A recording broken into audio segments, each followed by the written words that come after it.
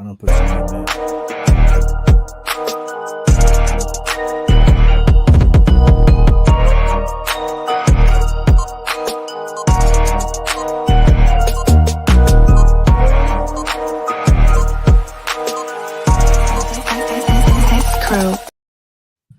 And like that, we're back with another episode of Unpacked, presented to you by the To Be Fair Show and the G Shit Podcast.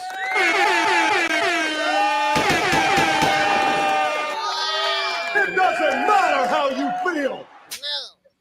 All right, we're back with another good one this week. We're gonna touch on a couple different things, but we're gonna focus in on the vote. Obviously, this is an election season. Conversations around candidates, votes, voting has been kind of running rampant on the internet. And today we're going to focus on the general concept of voting. And does it matter? We'll kind of hit on some swing state conversation, electoral college, third party, corporatocracy, deep state. Like we're gonna get into the nooks and crannies of the conversation. But before we do that, again, I am your favorite fence sitting moderator, Q, and I'd love to introduce this amazing panel that we have, starting with G. Talk to him. What's good, everybody? It's G, host of the G Shit Podcast. Make sure y'all check that out wherever you get your podcasts at GSHPOD, where we focus on family, friends, finances, freedom, and our future, and fuck everything else. Ha! Charlotte Legend, talk to him. Yo, what's up, everybody? Happy Wednesday. Happy to be here. Follow me at Mayor Charlotte. I'm A Black. I'm here to chat, man, and let's get it. All right. Below, you said he off a couple margaritas, so we're gonna take it light on him today. FBA's own, the group chat's favorite. Talk to him. What's good? What's good? It's fresh off a little birthday dinner with the homie, but just back here again. Looking forward to another intellectual sparring session with some fellow black men over here talking about some topics that are very pertinent to current events right now. So looking forward to another good conversation for sure. And last but not least, Johnny, talk to him. What up? It's your boy Johnny P from the To Be Fair Show. Excited for this one. We apologize we wasn't here for y'all last week. But we here today. Great conversation lined up for you. Let's get into it. All right. So yeah, well, I guess before we do get into the icebreakers, one, thoughts and prayers to all of the people that are in Florida, especially when it comes down to the hurricane. North Carolina, we just seen a hurricane last week, Hurricane Helene. Again, people out in Asheville, thoughts and prayers. I know it's still looking bad out there. Anybody have anything they kind of want to say to that before we hop into it? Just echo what you said, man. Okay. Hey, just prayers out to everybody. Hunker down if you can. Charge them phones. If you ain't get out, hey, blessings to you. We'll be here. For sure. Yeah. I had my wedding out at Lake Lure, and when I saw Lake Lure after the storm and everything and all the debris in the lake, it don't even look recognizable, and they done lost whole towns out in the mountains. So shout out to that side of North Carolina, man, for sure. Yeah, I just hope y'all get the same support that they're giving these migrants over here, because I know we need it. That's my boy. All right. And with that said, we're gonna get into a nice icebreaker conversation. This is one of those ones that's made it out the group chat, and I think that we should have a fun little conversation around this topic. We'll start off with this question, and we'll kind of build from there. Question is, should Black women be involved in conversations in the decision-making dealing with the progress of the Black community? Fellas, what is your thoughts? Should they be involved in the conversations in the decision making? I mean, yes, they're gonna be part of the community. They have to be part of the conversation. I think that's a pretty simple concept, but okay, we can unpack it a little more. But I think it's obvious. Yes, I agree with John. They should be part of the conversation, not as far as the decision making, but they should be part of the conversation, though, for sure. Okay, but not decision making. Nope. I don't think no other group of men before these white supremacists went and took over Africa, I don't think they sat down on the round table with Becky and they were like, "Hey, Becky, what do you think? Do you think we should go destroy all these nations?" No. When Asian countries, when they go and attack other people, do they sit down and talk? No. I think when you want to get power, that's up to the men. And I think a lot of the reason why a lot of our sisters don't we don't really get the respect that we deserve is because we sit around and we want to have conversations and we want to discuss with them about whether or not we should seize power or not. And we want to wait till they give approval. Where I think what we really want and what they really want and what we really need is for the men and the warrior class to get together and decide that we are going to take over and go and do it and not ask for nobody's approval, even theirs. Gotcha. A Black. Yeah, man. I hope nobody ain't watching, but I don't really want them making those type of major decisions, like everyday life decisions, household decisions. I want you to be competent enough to do life stuff, but like life changing things, I don't really want it to be left up to women. They could definitely be a part of the conversation, especially older elder women who might have Amen. Been through some shit to make them wise. But for the most part, like, so you say no to women being a part of the decision making process as it comes down to the Black community and what happens next. Yeah, I'm getting about tired of them. Hell no to me. I don't want to hear them making no decisions. They're bad decision makers. You look at most women and look at their life, like, you're a terrible decision maker. Nah, talk your shit. I'm just saying. There's always exceptions. So somebody's gonna bring up Michelle Obama's of the world, but most bitches, if you will, are bad decision makers. Okay, and I guess pairing with that, I guess I'll ask you: do you think that the men in our community have shown a history of being able to make better decisions? Nigga, yes. Yeah. I mean, look at movements led by men and by women. And not to say that women don't help the movements, but they want men to lead too. So it's not a real slight. It's not a real slight at them. The superior one, she wants to compliment a man and wants him to lead. So they're not looking to really be in front. It's only like the kind of new age rhetoric that people be kind of projecting that, but most women want to be led, so it ain't no real biggie. You know, they don't want to make decisions. They want to be in princess mode and sit in the passenger seat and not can think about nothing.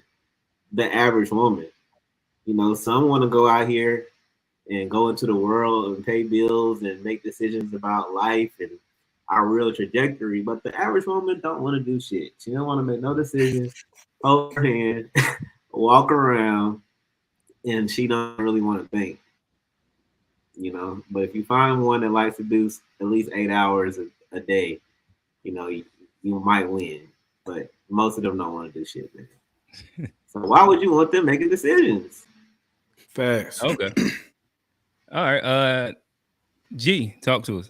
Yeah, go represent the God, Black, the goddess, the Queen Mother goddess, Black woman. You know what I'm saying? Don't represent. And the original question that I believe, Trey, you agreed to was that they should have, was it a voice, or what was the original statement, Q? It said should they be involved in the conversations and the decision making dealing with the progress of the Black community? Yeah. So yeah, I mean, I think that was a general consensus in terms of they should be involved. Mm-hmm. And then I think where we start to have some interesting point of views is when especially A Black said the average woman. I don't want to quote you. Can you repeat what you said? The average woman is what? The average woman wants to be led. and doesn't want to make major decisions. She wants to have the choice to do so and freedom to do so. When she has that freedom to do so, she don't really want to utilize it for real. She just wants the choice, you know. But yeah, still lead me, still make decisions, still do all the hard shit, basically. Yeah, I just don't know if I would say if the average woman wants to be essentially, like, it sounds like you're saying, told what to do, basically. Like, is that fair? And that's not even in an abusive way. Like they want to be just like in an incompetent way. Like they don't have the ability to think for themselves and stuff, right? Nah, they can think for themselves, but they don't really want to. Yeah, that's not what he said at all, G. They want the freedom to do so, but they don't really want to, you know. They'll go to work, they have the competency to work and make their own money, but most of them don't really want to. They have the choice to just sit around and be free and fucking make TikToks. And do you think they should want to? They shouldn't want to? Well, like, what do you think is like most ideal? I think what's ideal is what works, you know. Thank you. I'm asking you, for you, what works for you? One that wants to think, or one that doesn't? He didn't say think. He said we talking about leadership, bro. Like, women can think, bro. You trying to make it seem like we're some super misogynists. No. He think the warrior class. They barely want to work. I'm quote. A Black said they don't want to do 8 hours a day. That's what he said, and maybe not your words, Trey, but A Black went kind of crazy. A Black went kind of crazy. That's not what you said, though. You got to allow A Black them to have the conversation. You trying to I lean some bullshit, today, bro. man. How am I trying to corner Trey? Yo, like you don't have to put your pom-poms down. Like, I'm not saying that they can't think. I'm not saying that they can't think or they don't want to think, but I'm just saying in the majority of cases, they don't want to have to. You know, and the more that they have to, the more frustrated they become. So the less she has to decide things, you know, the happier she's going to be. But the more decisions the woman has to make, you know, the more conflict is going to arise because she's having to love and cater, but at the same time, make decisions in every category. Now, if she's doing something that she loves, those when the exceptions roll in. When a woman finds something that she loves to do and likes it, then working, providing income, or thinking and making other decisions, it's not stressful because she's aligned, you know, she's doing what she loves. But she's fucking working at Kohl's and backstock and shit, and then, you know, having to like come home to a nigga that's like fucking around, like them niggas be mad all the time, so they don't want to make decisions. That's why they looking for tricks and looking for, you know, people that can save them from that reality.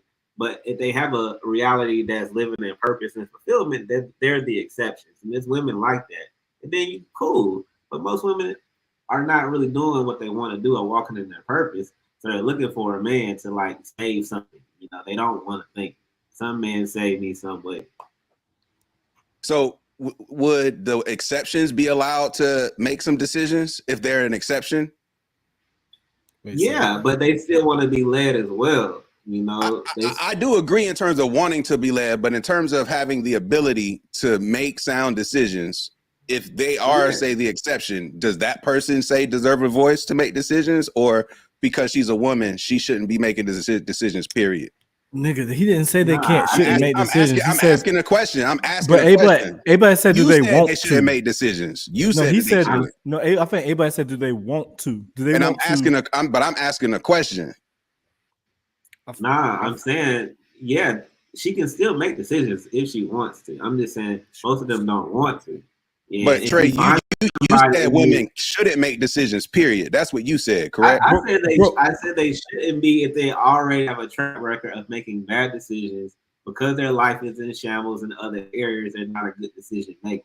When a man can like free them up from problems and issues, then they can make better decisions. But just the average woman is dealing with so much and juggling so much to come into your life and you're trying to build something. She's not going to be able to make the best decisions for you because she's looking for you to try to pull her out of her shit. So could I guess to continue in the question, and I guess maybe play a little devil's advocate to it.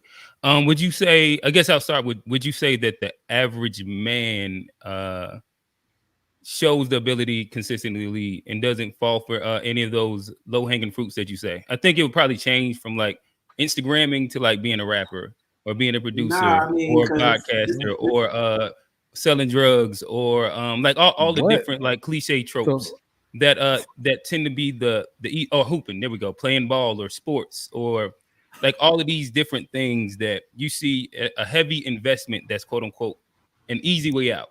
Do you also think that in general the average man cares to work 8 hours? I guess I'm just trying to reframe it in the way that you set it up, where you said like the average woman doesn't want to work 8 hours and like her life is in shame. Well, I mean like she's struggling inside like inside. I feel like He said shambles, but I'm trying to soften it.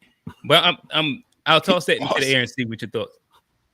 a lot of men's manhood is rooted in providing and rooted in having something to call their own, and whether it's a job they hate or like, that's kind of what drives or what makes a man. Like, what do you have? What can you do or whatever? Most women are not really bred that way to just like work by any means. It's just like I guess I'm saying, do you think that the average guy right now is checking those boxes that you said? And especially, I mean, it's some crappy dudes out here too, for sure. Like, should they make decisions? Should those guys that are crappy make decisions? No. Like, we're talking about people coming together and in a union, and it's like you want them to both be capable adults and shit. And then there are two capable adults. You still want the man to either make the final decision or have no decision made without him hearing it, at least. Like, a woman can still make a decision, but as a unit, if y'all are capable, you want this man to lead and not protect.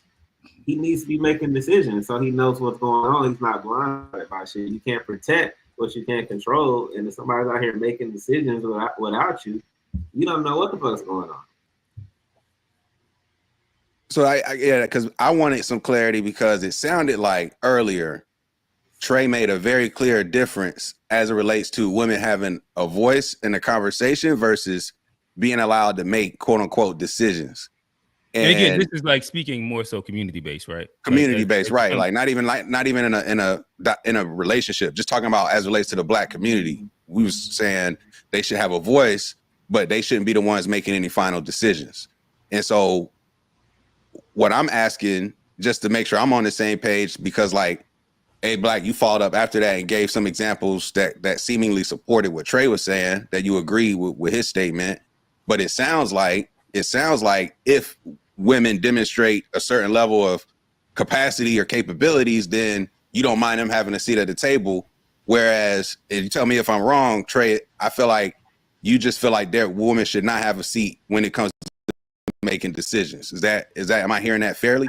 Bro, when it comes to Black empowerment and it comes to making decisions in the warrior class, it's up to the men. I don't think the women, we shouldn't have to force the women. That's not like they don't want to.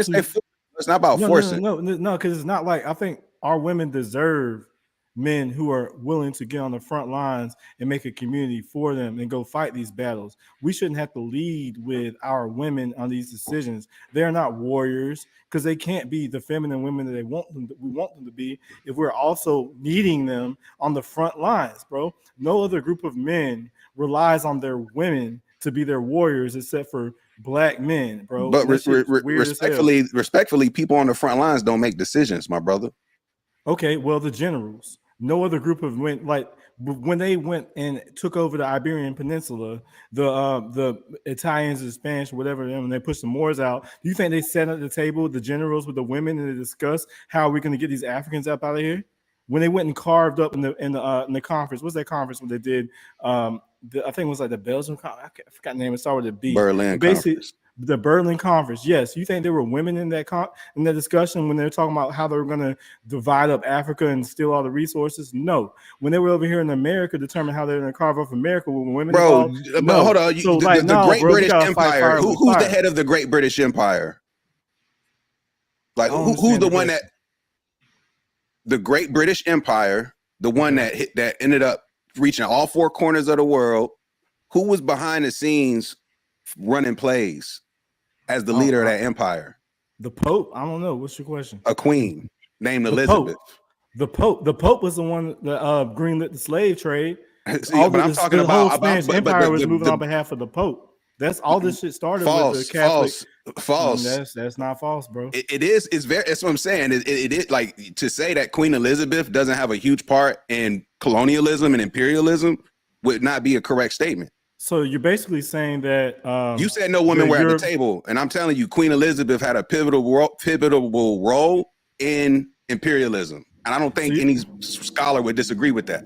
So you're saying the European power structure was matriarchal? Is that what you're saying? Was it? I'm not saying not without generals. He said no women were at the table. I'm just giving a clear example of the most dominant empire of its time, who in part was the most dominant empire because of how this queen created alliances with royal families on the continent of Europe, as well as other things that she did to facilitate things. She wasn't making war decisions. Thank you. Just like he wasn't making architectural decisions and shit. Like there's certain decisions that the monarch they're not a part of either. Like yeah.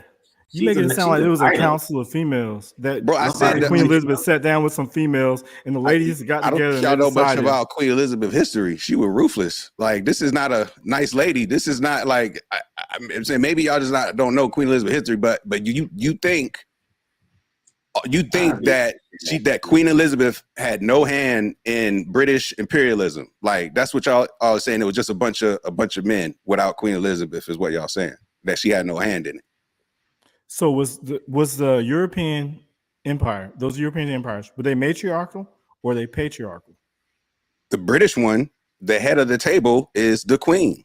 That's not the question. Was it matriarchal? That answers your question. No, that doesn't answer my question, because just because you have a female that's in the leadership, so if Kamala Harris is elected president, does that mean America is a matriarchy? No, because this is not a royal family. This is not a if a woman is an oligarchy, what would that make that system? It's an oligarch system, and it's a queen at the head. Like, how is that not matriarchal? So you're saying Europe was matriarchal? That's what you're saying. England. When Queen Elizabeth was in charge, you're saying it was a matriarchy. That's what you're saying. How is it not an example? I got you. We agree to disagree, because that was the Europeans are not known. That was not a matriarchal society. Nobody would say that. It was far from, because at the same time, Russia had a woman leader before Catherine. Right. That doesn't make it a matriarchy, because if it's ruled by an oligarchy, a royal family, and a woman sits at the head of that family, what do you call that? If it's a royal family, it's the bloodline. That's just the title. Like the society itself is still patriarchal. How the actual whole society runs. It's like saying we got a black mayor woman in Charlotte. It's like saying black women run Charlotte because we have a black mayor. You know. But the most powerful family in the country is what? Patriarchal. All right. Yeah. Okay. You're trying to say that Europe is a matriarchy, bro? I don't even know. That's kind of a non-starter, I think he was pointing out examples of when same thing with Johnny, when women have been. You said no women were at the table. At the table, making decisions when it came down to colonialism and war. If you're saying that Europe, the British Empire was a matriarchy, then I don't even know where to even start, bro. Because nobody's ever said that. Nobody, women were considered property at that time, even with a queen, where you had to get a dowry for your wife. Women had no rights, even though they had a queen.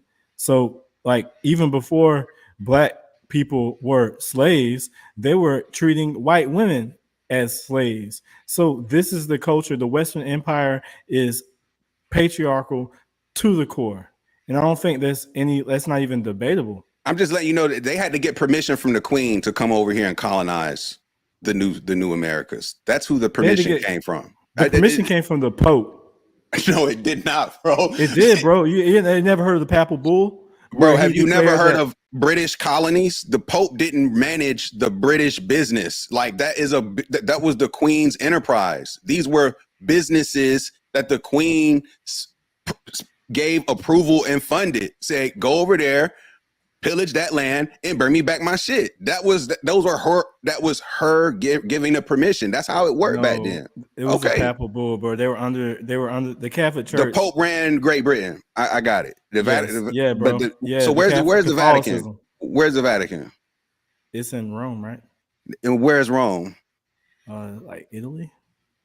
That's not Great Britain. I'm just like, if we talking geographically speaking.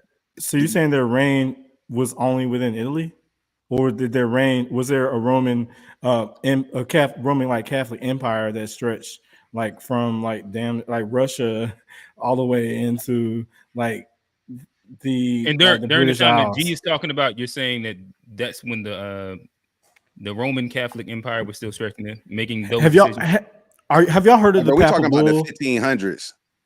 Have y'all heard of the Papal Bull, which greenlit the slave trade? Are y'all familiar with that? Because I'm talking about what predates the slave trade. I'm talking about the 1500s. 1493 was the Papal Bull, and the slave trade when Columbus came, 1492. So the Papal Bull is what greenlit the passage to the New World. And the passage to the New World, which is what greenlit the slave trade. So the Papal Bull, which is basically a declaration of world war against all non-Catholics, and it approved enslaving all black people in Europe. That was greenlit by the Pope. And but that doesn't mean there's multiple empires. There's a French imperialist, Belgian imperialist, British imperialist. There was Italy who tried to get their imperialism on but failed. Like, there's different factions in Europe, and they're not all working in unison. They're all trying to get their piece of the pie. So you're talking about, I'm talking about Queen Elizabeth's impact, and you keep redirecting to something that has nothing even to do with Great Britain. Like, I'm talking about, bro. The Pope had a lot to do with Great Britain, bro. Not when it comes to colonizing. Not when it comes to them colonizing America. It doesn't. Whoa! You're saying the Catholic Church didn't have anything to do with colonizing America? Is that what you're saying? That's not the tense of the pretense of why they came over from England. It definitely from England. With England, they were late to the party, because before England came over here, Spain had already been over here since the 1400s. Because what they say, the first British colonies were like the 1600s, right? I'm talking about the Great British Empire. You keep redirecting to Spain. This is my point. I'm not talking about Spain. I'm talking about what Queen Elizabeth did for Great Britain. That's what I'm talking about. Spain, Southern Europe, and all that, like, yeah, that's something completely different. What the Anglos were doing was different than what these other folks were doing. And when they arrived to the quote unquote New World, it was on some different terms. It wasn't, like you said, it wasn't when Columbus came. Columbus wasn't English. Like, okay, so what's the definition of a matriarchy? I think we probably need to get established. So it says relating or denoting a form of social organization in which a woman is the head. Yes, as a system of society or government ruled by a woman or women. Okay, so you think that the person who is in the monarchy, who's over that, they rule alone, or do you think there may be levers of power that may exist beyond that singular individual? Because if there are people that have powers that she has to answer to, like if she's into Catholicism or the church or anything like that, then I don't know, and those are men and those aren't women, then that doesn't sound like a matriarchal society to me. Because a matriarchal society is when women are the leadership. And I don't think it was women who were making the shot callers. I'm giving you one example where it was a woman at the head of the table. Now, that doesn't mean she was a shot caller. Bro, it's Queen Elizabeth. Like, it's like if you just disagree, that's fine. But like to say Queen Elizabeth ain't a shot caller, bro, is like rewriting history. Like this is a Mount Rushmore of the quote unquote white greats. It's Queen Elizabeth. Like, this is one of the most infamous names in modern world history. There's more than one of them. And what Queen Elizabeth the first and the second did, as it relates to the spread of the British Empire and colonialism and what they did to Africa and what they did to Asia, it's under her watch. Like this is her. Like they did this under her name for the queen. Like you got to understand that. Jesus not playing What was about her Queen reign? Elizabeth. Yeah, bro, she was not the boss. I just think it's funny that y'all dislike women so much that you won't even No, acknowledge that's not just true. the obvious fact. I love women. It's I an love obvious women. fact. I'm just I love as women. as history. Like if you just read the history of Queen Elizabeth's influence on colonialism, I don't even know how you'll be like, nah, I don't know how she would.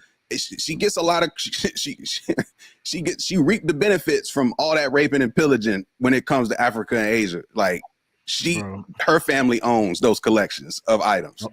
So the men were working, stealing everything, but who did they give the goods to? Queen Elizabeth. She reigned for 63 years. It sounds like we're at a How long she reigned? stalemate where It was more than one of them.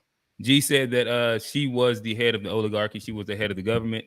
I believe Trey is saying that there was somebody above her, possibly the Catholic Church, or other levers of power that could exist. It sounds like I think that we're not going to go anywhere else in this conversation. Man, but you just said something like Queen Elizabeth was the slave trade started before Queen Elizabeth. So to put all this on Queen Elizabeth is very like. I think he's talking about specifically the British Empire. Who's putting all of what? Like to be clear, because you're saying a matriarchy and you pick one queen, and just because they had a queen, that means they're a matriarchy.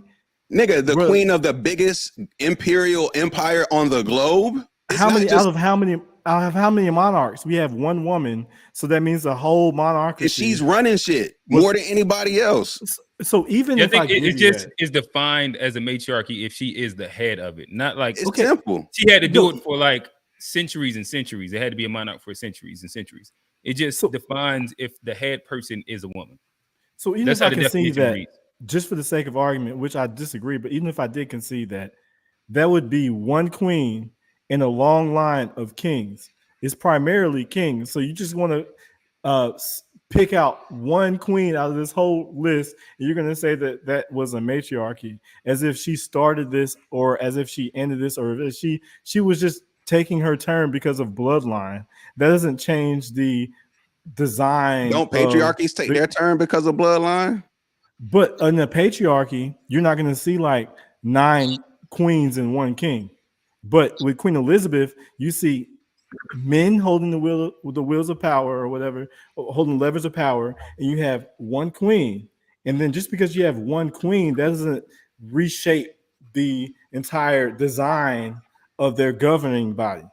Just because she's the heir.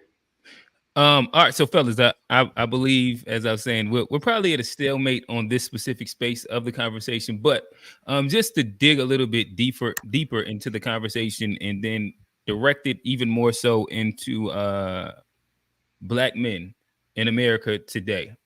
I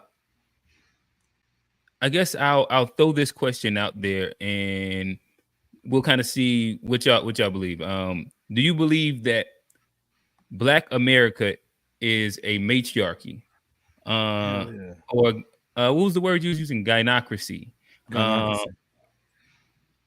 And if so, what do the women lead in?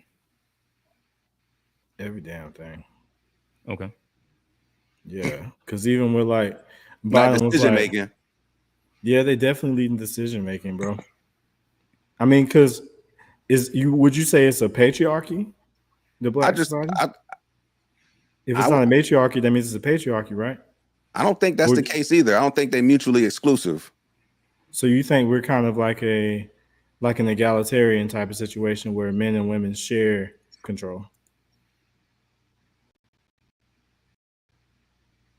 Yeah, I don't think the Black community has a clear like patriarchy or matriarchy established. I don't think that's our culture. No. You don't think we have a patriarchy, but you also don't think we have a matriarchy. So correct. Which one is, so you think we're just in the middle where we just like share authority? I think that's more normal or representative of our culture. It's not a matriarchy. Nah. So it's like egalitarian. Possibly. Well, that sounds like a matriarchy to me. I think So I guess if I was to run down your points and then I throw to Johnny. So I think these would be points that you will probably that you have said previously. Black men make more than black women. There are more black Fortune 500 CEOs than black women. There are more black men in positions of power and in government than black women. In saying that it is a matriarchy, what would you say that they lead in? Is that an open question? My fault. Did you ask that? Yeah, I think Johnny was going to hop in, so I was going to give him first dibs. But could you repeat the question? I was going to answer the matriarchy. You said it's the same exact thing. I just gave more stats to go into it. What to? I mean, I think somebody put the stat up here. I forgot who it was, but when they said Black America is a matriarchy, but I think it's partly because of like the single mother. Like we have a lot of broken families, and a lot of that broken family leads to it winds up being the mother who bears the brunt of that load. I mean, we've even talked about how we don't want our women to be strong and we don't want them to be leaders, and they complain about that a lot. It's because it is more of a matriarchal society, and they are like to lead the kind of way a black. I don't think they necessarily want it to be that way. I think they want to give some of that power back to black men. I think we've probably dropped the ball in some kind of way of helping it. There's been some kind of misalignment there, but I definitely think it's more of a matriarchal society, just based on if we look at a lot of families, the big mama, the mother is the head of household in a lot of cases. Gotcha. Yeah, I agree with Johnny. I mean, in the black community specifically, usually in most families, the most respected figure is the woman, the great grandmother, the grandmother, and of course there's families that have their patriarchal figures. But at least what I commonly hear is Big Mama is the great grandmother. This is the person that everybody is circled around because you know the black man has either been systematically or just culturally, removed from being the respected head of the family. We've done it to ourselves, and like I say, it's been also systematically created so that black men and black women are at odds or don't have respect for each other. Leaving the family creates that cycle of black men hating black men, black women hating black women with the father love, and everybody respects Big Mama or the mama because she's the one who stayed and held it down and did everything for everybody. So they have reverence for them, and it becomes more of a matriarchal society in the black culture. With those exceptions sprinkled through of like somebody had the big papa or granddaddy or whoever. But I think in most black families that I see, it's the woman that's leading some way.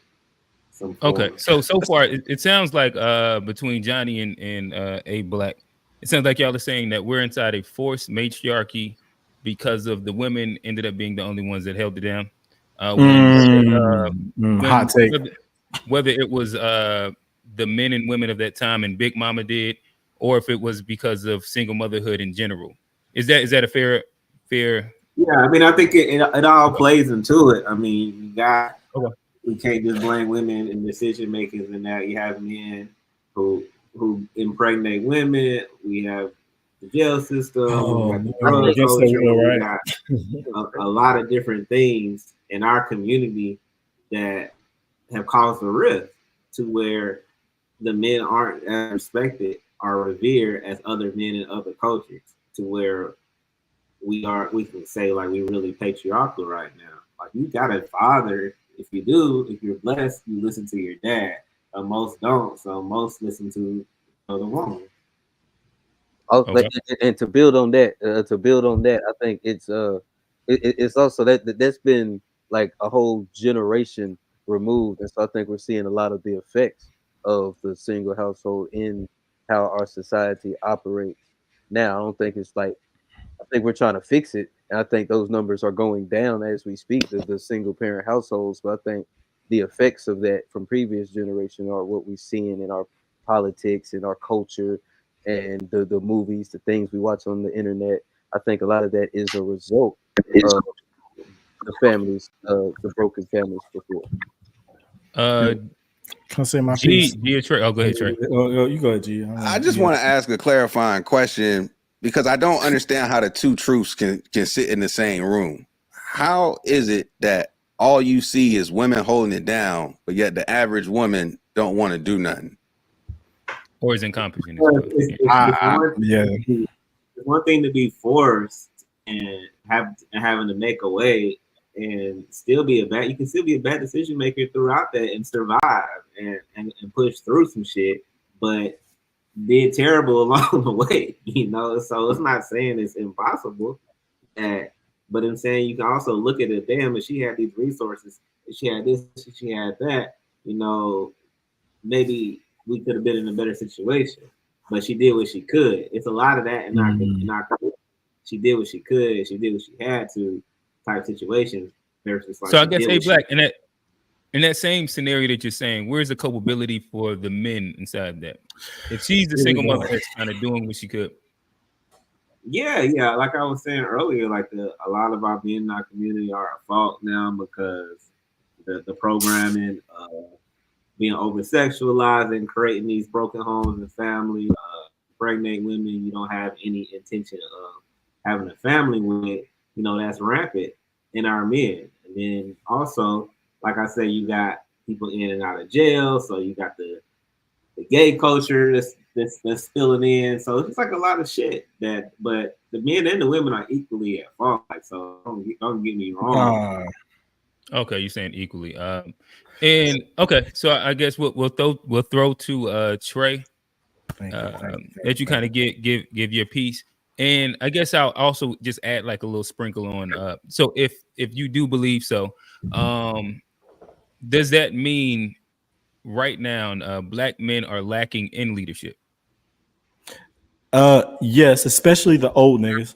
And when I say old niggas, I mean niggas my age and older, because I think we have been brainwashed, and so have a lot of our women, unfortunately. And this goes all the way back to the plantation, because a good way to quell a Black movement is to replace the Black male warrior class and then make them have to have a conversation with the women to negotiate whether or not they're going to move forward or not. Because if you go all the way back to even the plantation, we all saw Django. What would be an example of like today negotiation with a Black woman about how the community could move forward? Right now with Kamala, the so-called Black woman, who we apparently, like the Democratic Party, right now they are supporting her because she's a strong Black woman type.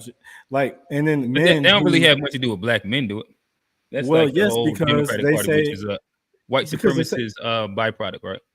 Because they say the main detractors from the Democratic Party, the people leading the charge out of the Democratic plantation, are Black men. And we even saw recently with Magic Johnson, who, and no young Black man is like, I want to be like Magic Johnson. I want his family. I want his son. I want all that. No Black man looks at Magic Johnson like as an inspiration and want to be like him. But they have him out here in that speech recently saying that we need to get Black men out to vote. We need them to vote for Kamala. And the main people who are saying F the but isn't that a reflection young of Black men? Isn't that a reflection of bad Black male leadership again, right there? That's back to what I said originally. Okay. Only old Negroes.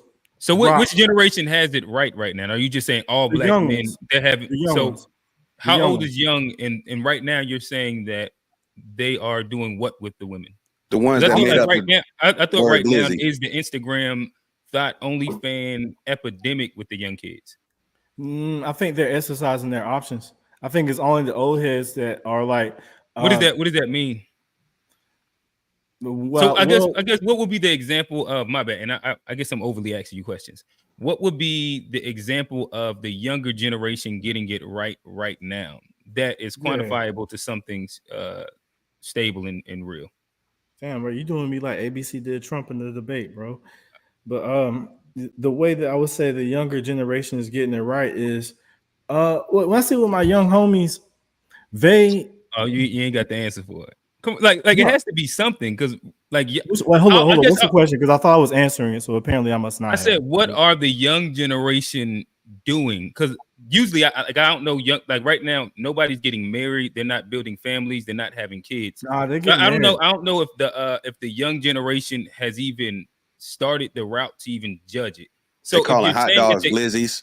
yeah, yeah. So what Now would you say that they're doing that is different than any previous generation that you're saying they got it right? Because you made the statement that they got it right. I say black men are getting married.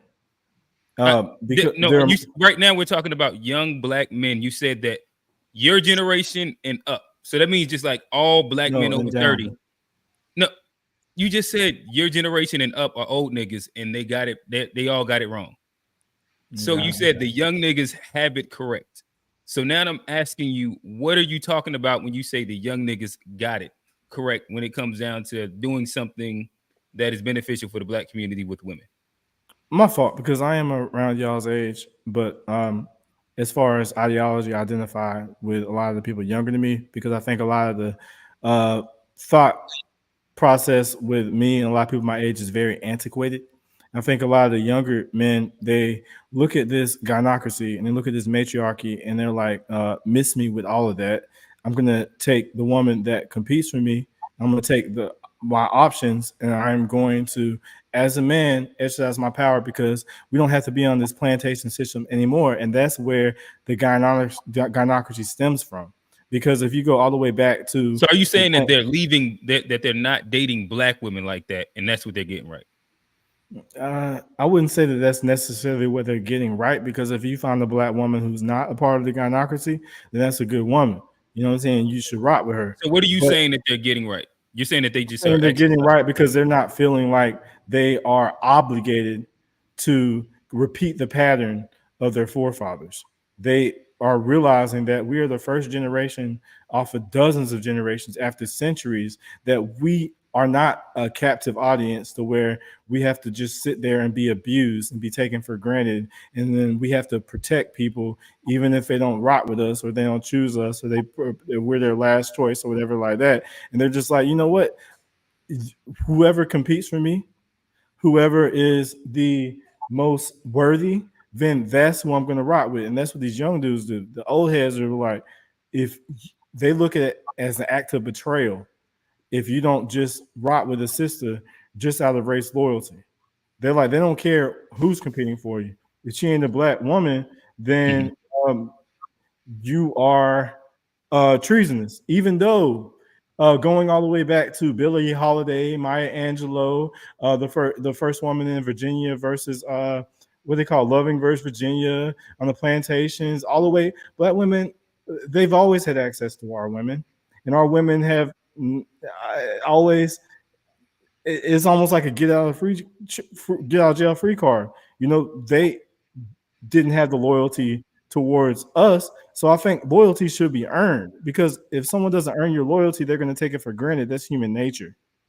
So if the young dudes are like, they aren't going to just out of race loyalty just sit there and just accept the matriarchy, because as a man, we shouldn't be the only men on the face of this earth who have to just agree with a matriarchy, have to negotiate with women when it comes to empowerment. No, you take empowerment.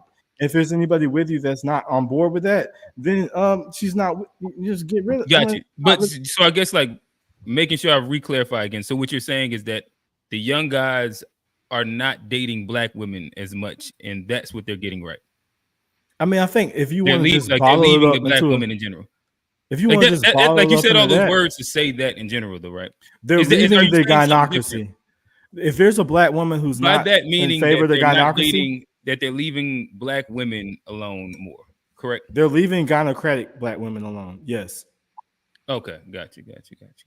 Because I think a lot of the women the black women who aren't in favor of the gynocracy, they're not single very often. Like there's somebody I mean, I got a special someone that's not with that. You know what I mean? Like, and so I guess let me ask you this question. So, do you think a minority of women are with the gynocracy when it comes down to black women? the black culture is gynocratic, so that would mean the majority must have to agree with that in order for it to be part of our culture.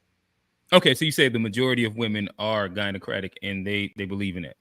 Yes, bro. So, like because you get no, on me I about get you. like I'm not arguing that point at all. I'm about to ask you a follow up. okay. So if the majority of the culture is gynocratic and Yeah. the young guys are leaving black women that are gynocratic, meaning that they're going to leave the majority of black women. How is that beneficial for the current black community, and how do we grow from there? If they're all marrying outside the race, or a majority of them are marrying outside the race, and that's what's beneficial right now. I think it's And that they have right. beneficial. I think it's a long game because I think Okay. we've already had the likes of Kevin Samuels who've already tried to negotiate and appeal to the reason of our sisters to get them to, you know what I'm saying, understand this situation. But if that doesn't work, then the only thing that you can do is walk away. And if there's a woman that's in favor of their gynocracy and you're sitting there and entertaining it, then that's on you. But I think there's other women that in their culture, they don't have this whole like period, I said what I said type of mentality, or this boss girl mentality, or you know what I mean? Like they kind of lean in other cultures, they kind of lean on the men for their leadership, versus in the black culture, it's kind of assumed because of centuries of indoctrination and grooming. Like I don't blame us. I know I sound kind of harsh, but this is just don't every culture primarily date their women at a 9 to like a 9 out of 10 rate? Yes, even black men are what 8.5 out of 10. That's yes, but with black people, we have to understand that we've been a captive audience for 90% of our time in America here. Because if we've been here since 1600, we've only been able to have options up until maybe the 90s, which is crazy, right? Going from and by options meaning like being able to date outside your race. Yeah. We other but women if nobody else is exercising that outside of like 1 out of 10 times, is that like I guess how what major you mean? What you mean? Who's only doing 1 out of 10 times? Every race dates their own at about a 90% clip. Black But men are at like an 85% clip. But we're different though, because we're the most American out of anybody, because we don't know anything but America, and a part of our being in America is based on the grooming that it came along with that, because they had to make us into a people that were easily dominated. And to make us easily dominated, they had to make us into a matriarchy where they gave women preferential treatment, and they just use the men as, you know what I'm saying, just to beat them to death and use them for labor. So I think I don't blame us for our situation. So I know I might come off black as men harsh, leaving the black family be beneficial for the black community? Because that is the last resort if communication doesn't work. And I think we've seen what happened with Kevin Samuels, where I think he was trying to tell a lot of the sisters that, like trying to give them a dose of reality, and they danced on his grave. So I think a lot of the only option at this point is you walk away. And if you walk away, it'll force a behavior change. And it sucks that we're in this So what's going to happen to the situation. black community during that time that they walk away? I don't think it'll take very long for them to adjust their behavior, because I think because after dozens of generations of being coddled and the behavior being entertained, they, of course, like, bro, if you train somebody that they can abuse you and it's okay, then they're going to continue to abuse them. What we haven't tried is saying no, like we're gonna get the same treatment that men get in other cultures. We're gonna get that, and if you don't give it to us, then we're gonna go to whoever will. And I think if black men do that, then the sisters, it's not like no other group of men is like, you know what, I want to be part of a gynocracy, so they're gonna go and just scoop them up from us with their matriarchal behavior. Nah, they need us, bro. Like, I think we need to understand that power that we have, and then just quit. Like, it's like if you coddle a kid and they end up being a school shooter. It's almost like a abuse of duty, like malpractice as a man, to just entertain abuse and behavior just out of like race loyalty, when in reality, as a man, you know that you are supposed to be the head of your community, just like every other community we're up against. They call it race because we're in a race. And then we, instead of like everyone else, is that the men are leading and the women are supporting. But in Black community, while everyone they shoot the gun, we're over here having a conversation with our sisters like, should we go? Should we not go? What do you think? I don't know. What do you think? And then it's like, bro, go, bro. And if we go, and they will follow because that's their nature. So I think that's what we'll end up as is we'll pick up speed, and then that's what the sisters want. Excuse me.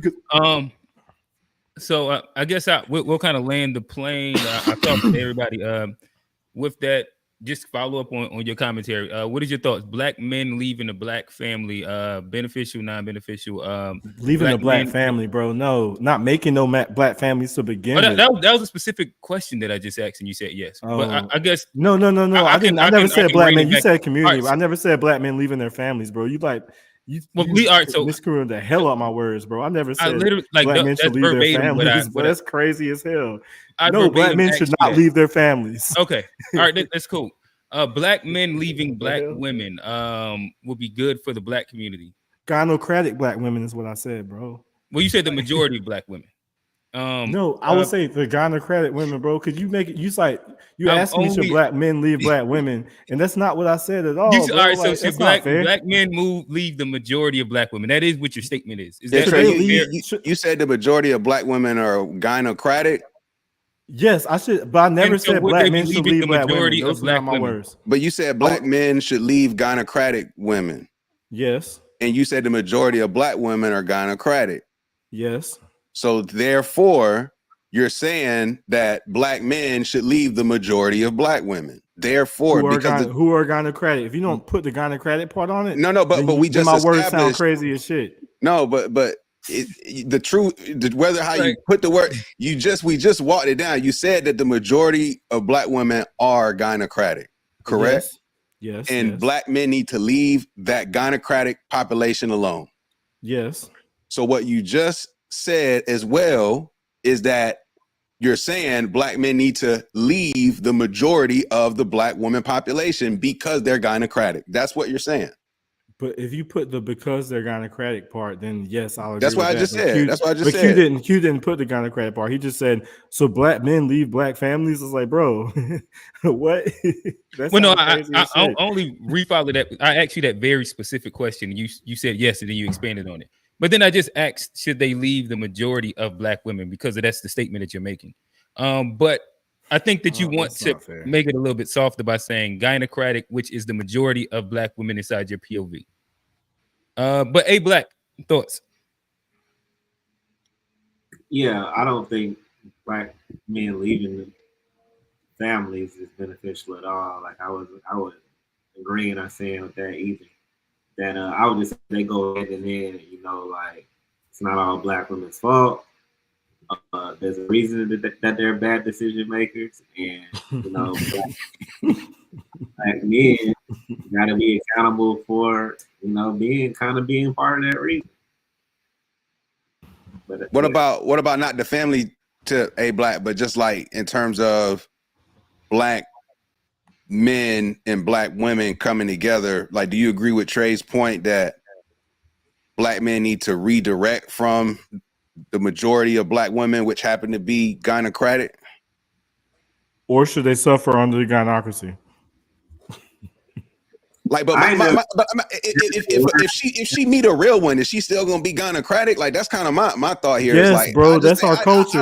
I don't know. That ain't my culture. If the energy's there, she not gonna be gynocratic with me, bro. Like, I don't even know how to, like, I don't know what she might say to somebody else, but when she talking to me, she talking to me now. Like, I guess that don't work for other niggas. I don't know. I don't. It's hard for me to comprehend this idea that women is running shit because they just don't run me. I just find that difficult to believe. Like, women have never ran me in my relationships or anything of that sort. Like, to be fair, you're a feminist. Acknowledge women's accomplishments and accomplishing more in certain categories than men, and still at the same time not being able to run shit. Like, I think two things can be true at the same time. Like, a lot of women are getting more degrees than Black men, are starting to get the earning power. They're getting higher positions in government and stuff. But then at the same time, yeah, they still don't really run shit either. So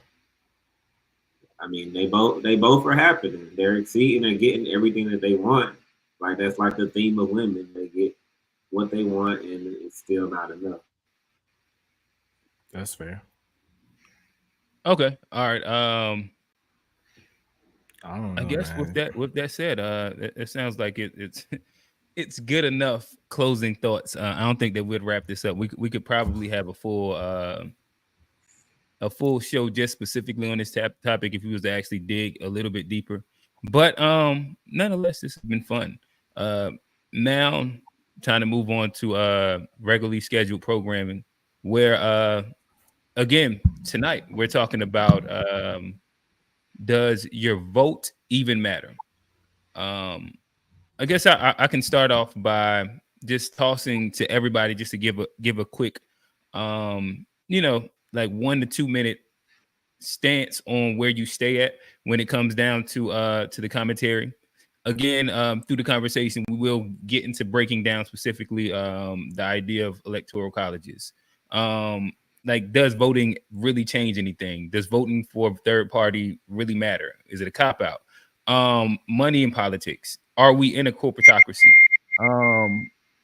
And even as far as the deep state and our president's chosen, does the military industrial complex run the world? The three-letter organizations, do they run? Is it like the deep Washington bureaucracy? We'll get into it all, but I'd love to see where y'all stand at currently at this time. Somebody ding is going crazy right now. But so with that said, we'll start with G. Talk to us. I would say you said just a general like, do I just think get it like counts a or not, general right? stance. Yeah, just like a good minute and a half or so of I just would where say, you stand at. and this is if it as it relates to the elections, any election where it's not determined by a just popular vote, then the votes are devalued in some sort of way. And in some cases, they are devalued to the point where the majority of the votes don't even matter. So that would be my general consensus, is that if it's not an election where they're going to look at just the total votes and look at the popular vote to determine the winner, if it's not that simple, then the election is playing a different game. And that means everybody voting equal, which means inevitably some votes are going to be way more valuable than others. Okay. A Black. Do our vote matter? To me, I'm gonna say no, because it's like what matters to me is what you can prove. And at the end of the day, you don't really know your vote is being tabulated. You don't really know your vote is really counted. You don't know if this is just a grand illusion to kind of give people the illusion of choice, the illusion of a democracy. And at the end of the day, people sit in rooms and make their own choices of who they want. And to keep you docile, to keep you cooperative, make you feel like you have a choice in choosing who represents you. But at the end of the day, you can't really prove that you do, especially on the bigger elections. Maybe you might can feel away with local because you in the street, so you'll know if somebody wins that nobody was talking about, and like something funny's happened.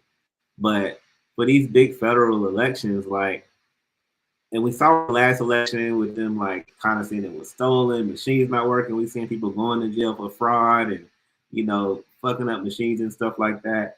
We don't really know when you go and push those buttons where that information, where that data is going, who's calculating. So what's the matter? Like, for real, like it's to kind of assuage people's emotions, to kind of make them feel like that they matter, but that shit don't matter. You don't really have any. Trey. Man, I say yes and no.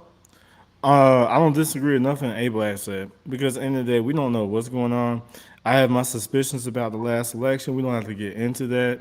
Hope we don't have a surprise this time around, because it's very hard to believe that Biden got the most votes out of any president in history. That's very strange. And I think it matters maybe more locally, because you can affect change that actually impact you more directly.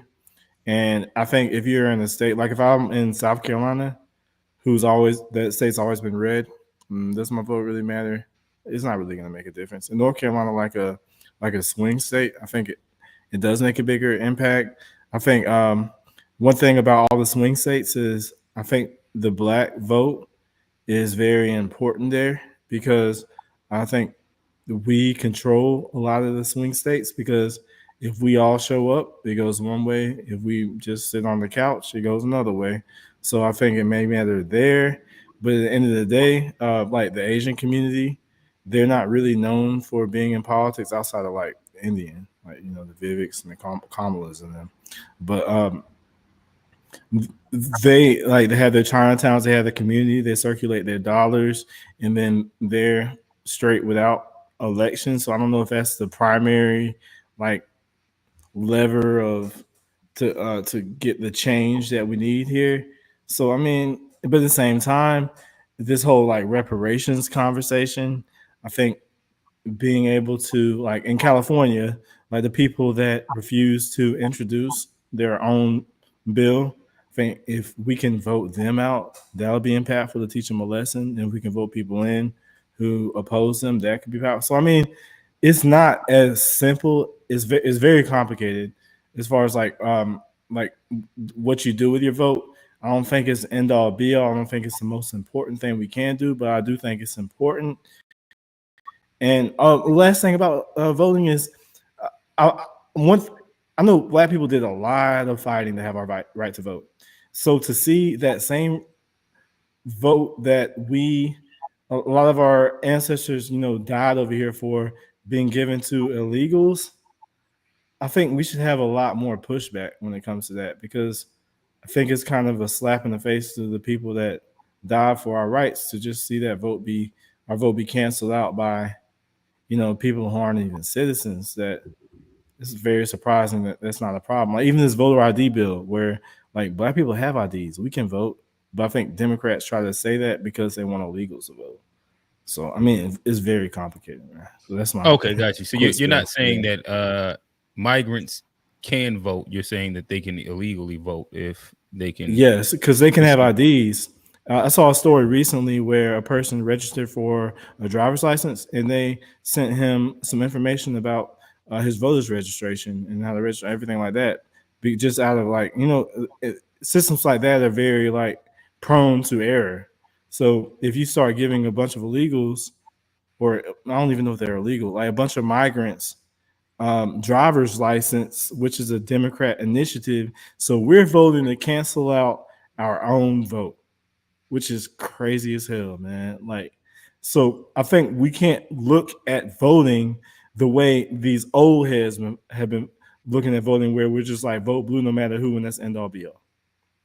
Johnny, I think I've always been never a fan of the electoral college because I think that is a system that was designed to actually make your vote not matter. If you look at the history of it and how they were, especially for in slave states, it was designed to give slave states more of a voice.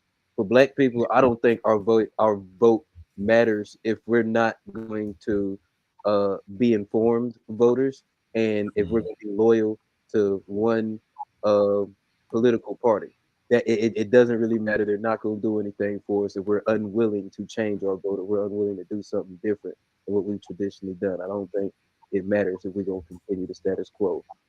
Like Trey was talking about, I think our vote does matter to the Democrats. I think if they lose our vote,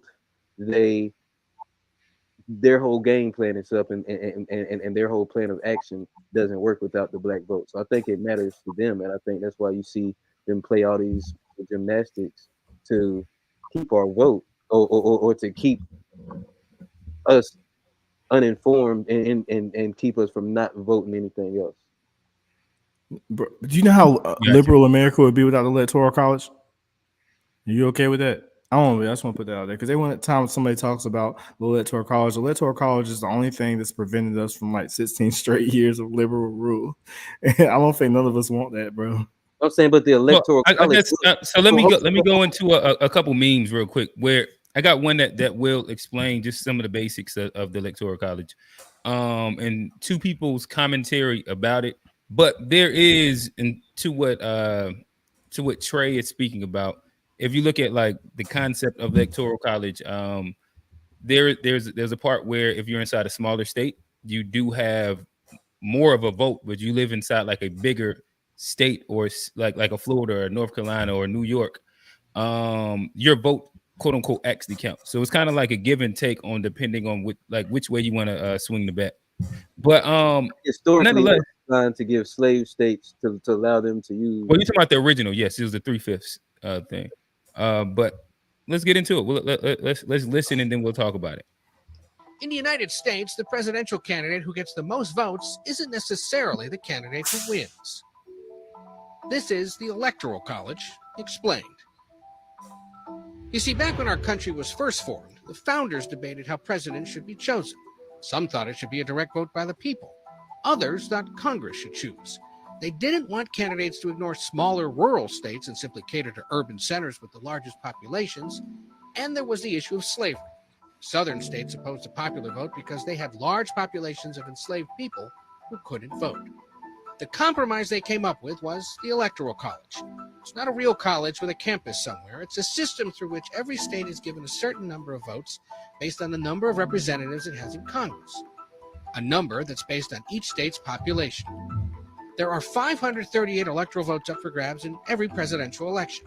And to be elected president, a candidate needs to win a majority of them, at least 270.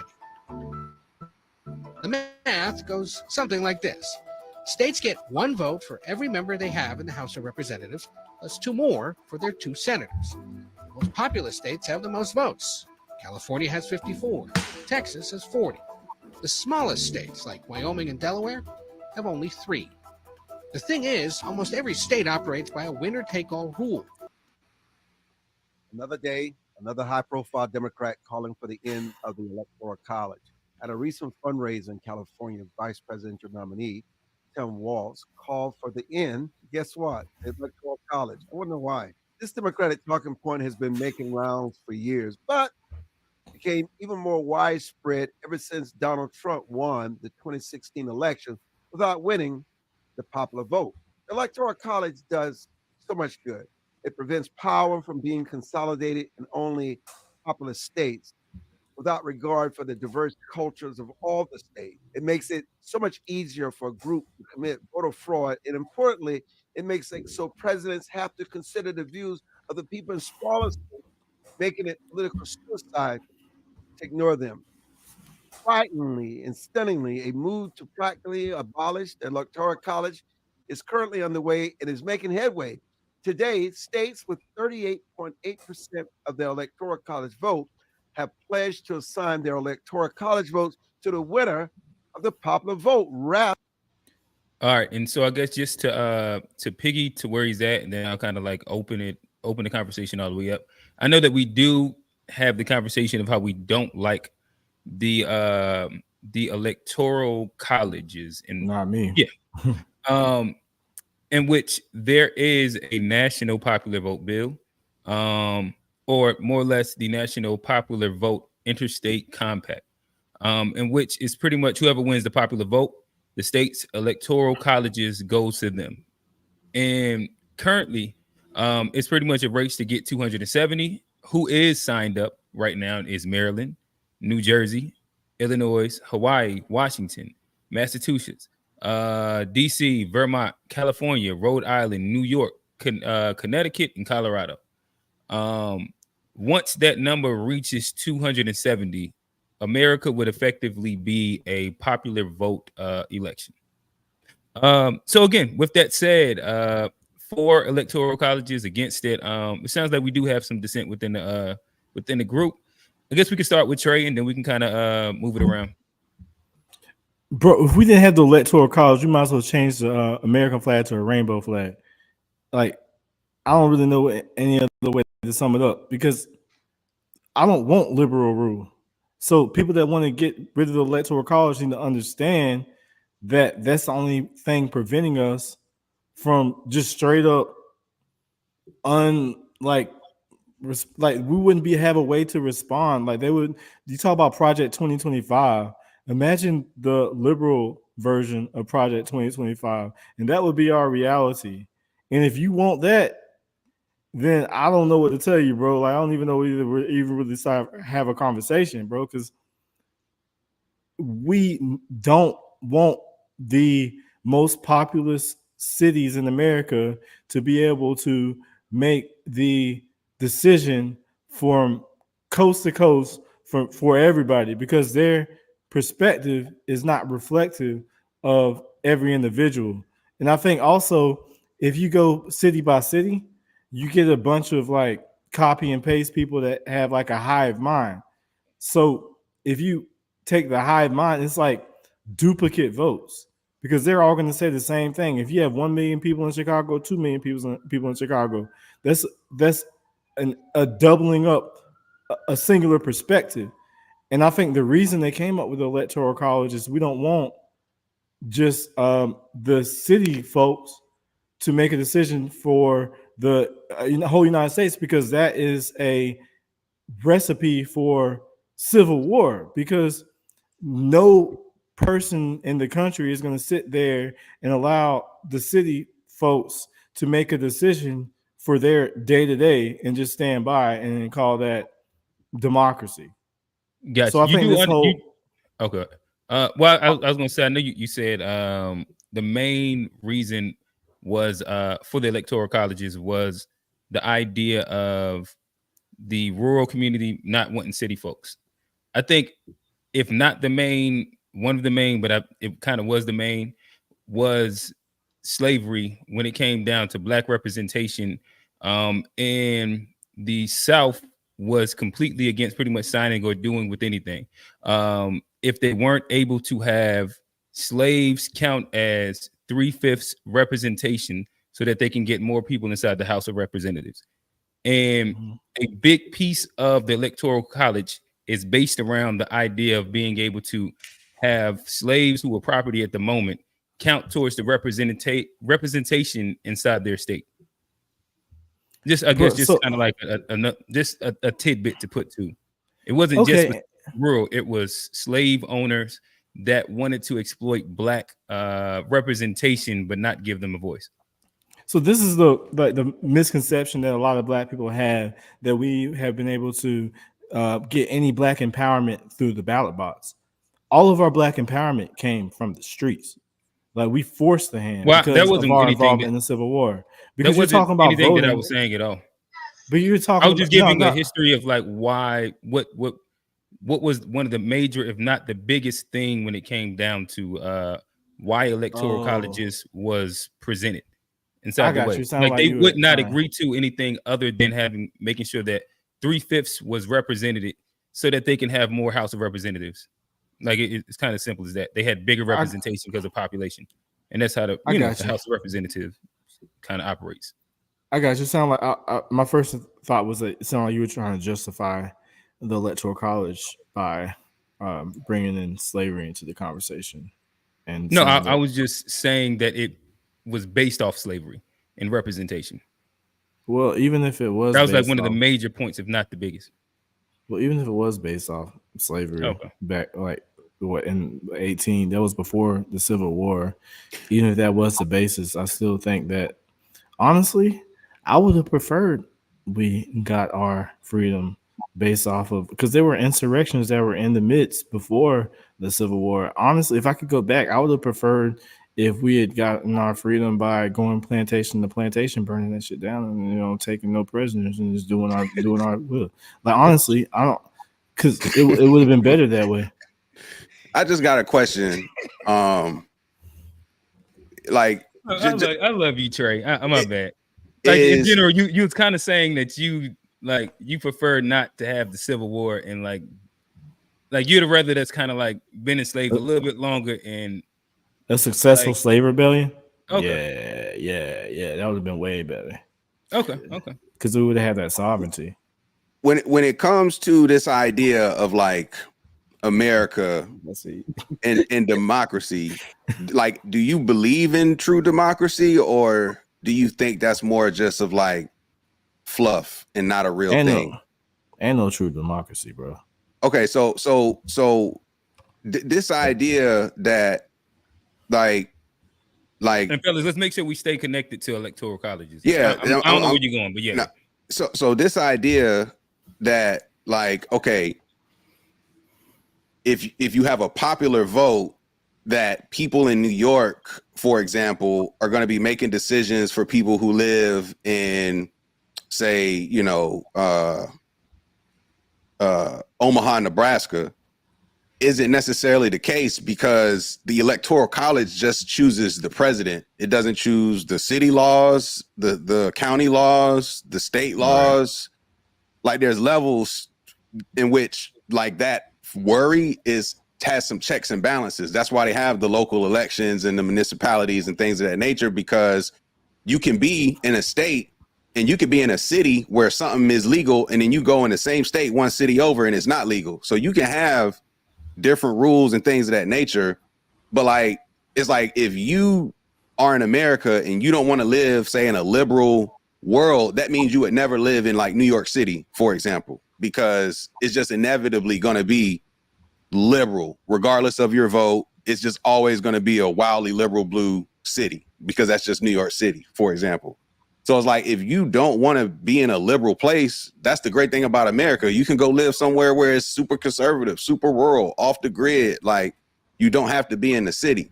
And I think when it comes to Electoral College, like my particular issue is that I like the idea of giving states representation that's a part of everything. I like that.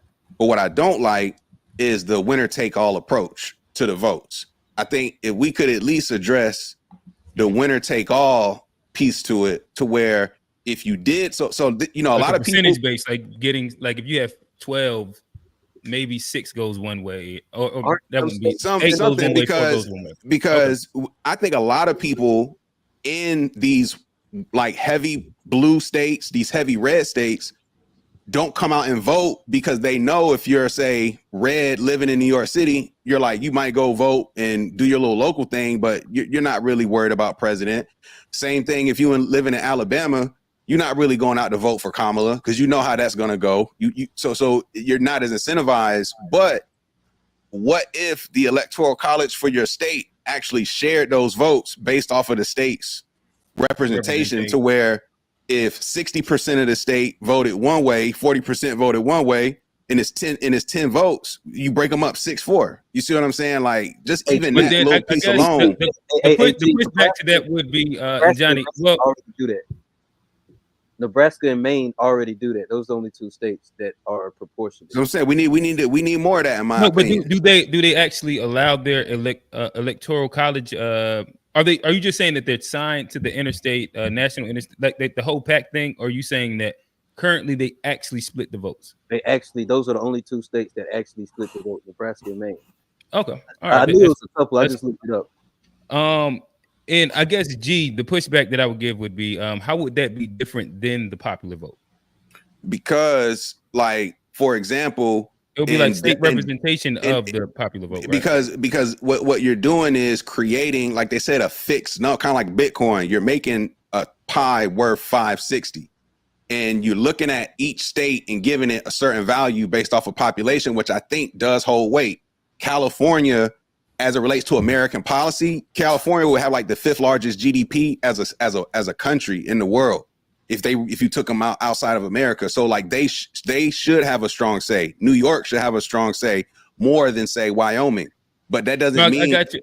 I guess what I'm saying is that would it be possible to lose to win the popular vote and not win inside that scenario? It's possible in the current scenario, and that it is possible in the current one. But if it would be a possibility, but to me, it's going to be more a fair representation of what people really want. Because at the end of the day, if a state has 3 electoral votes and 60% of the state voted for one party, getting 2 votes versus 3, I just think makes a little bit of a difference in how you get to that race to 270 or get the majority of those 560 some odd votes. So it's not going to be a perfect science, but if there's something to address about Electoral College, I think that's the thing to address, how you don't let the winner take all and have the electoral college reflect the votes of the people they're representing. But that would be moving to a popular vote system, though, right? Not really, because California has how many million people, but only 50 votes. You get what I mean? But they also have the most proportionately. Like it goes by the House of Representatives. So that's what I mean. You get so get proportionally, the balance. it still is this. Like it's still. It gives it some balance though, because California has a wildly more people than their neighboring states, but when you look at percentage of their population versus percentage of electoral votes relative, it's a smaller gap. Gotcha. A Black, talk to us. Against 4 electoral colleges. We can't hear you. Yeah, you muted. Yeah, I think I'm for it. I feel like an all-out popular vote is easily collectible, and it should be based on, I feel like, populations and the significance of the state. You get a certain amount of votes, but I also feel like, you know, if you win a state, that means more people in that state voted for you. So technically, you are kind of still winning the popular vote. Like, to get that state, to get those electoral votes from that state, more people in that state have to vote for you. So it's like, all right, you might not have gotten it technically if you add everything up, but at the same time, you really did win the popular vote as well, because you got the electoral votes. And yeah, New York need more votes than Idaho, or North Carolina more than Montana or something, because they only got 1,300 people out there that don't be really doing shit. So I do think certain states need more voting power, and if you win those big states, you got the popular vote in that state. What's the big deal?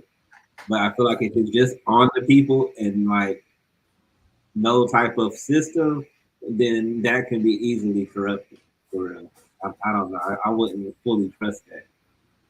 Okay, gotcha. Johnny, you the last one that said that you're for no electoral colleges. Has the panel swayed you?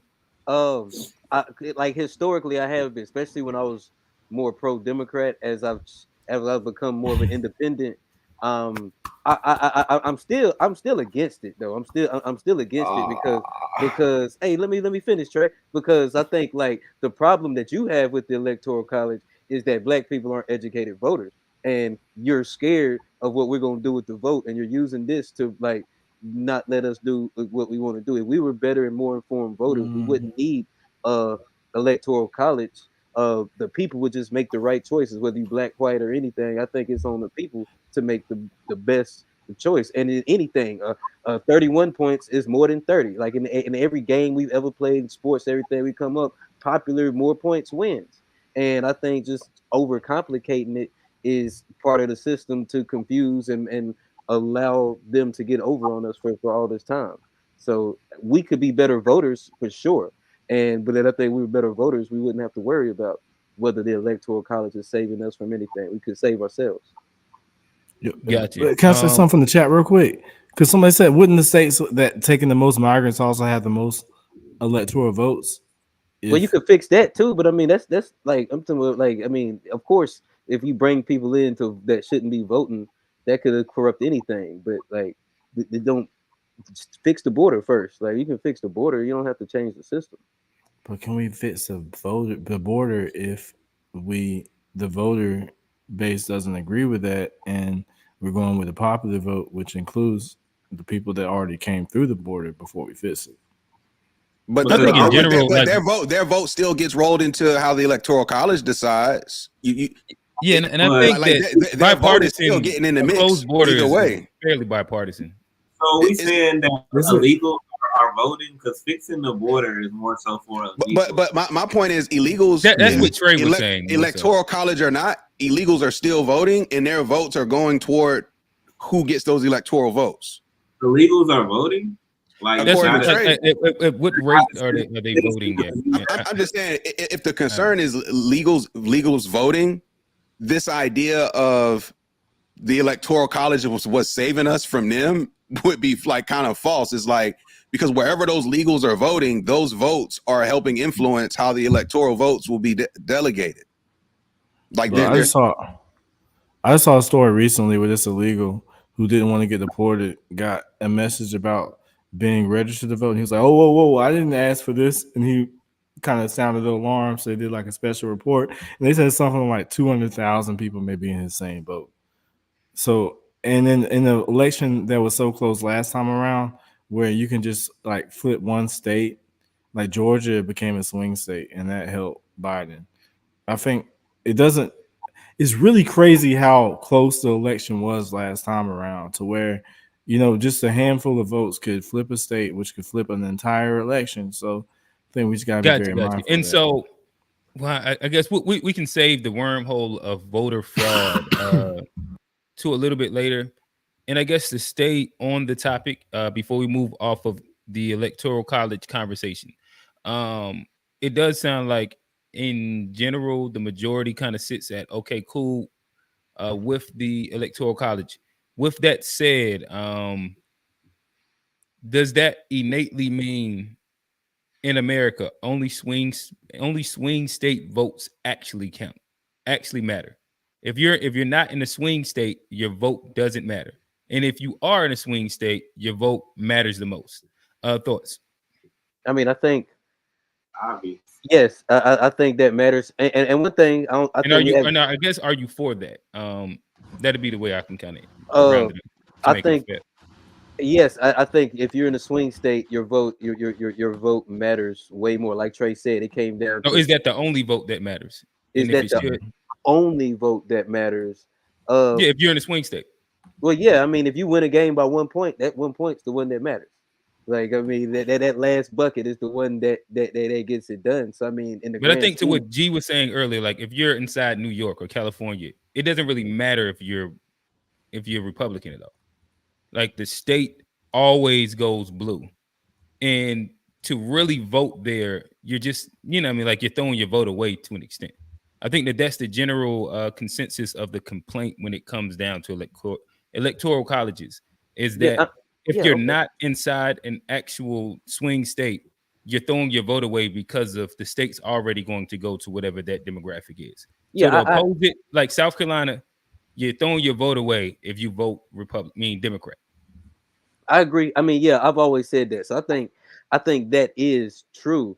But I think, yeah, like what you're saying, your vote, if you're in a swing state, like you say, it could come down to 1,000, a few, 10,000 votes, and those votes do matter. But yeah, if you're in a non-swing state and they're gonna go red, I don't think your presidential vote matters. Your local municipality vote might matter, but for the presidential election, I don't really think it matter. And it's also something that like we all know this, but America is not a true democracy.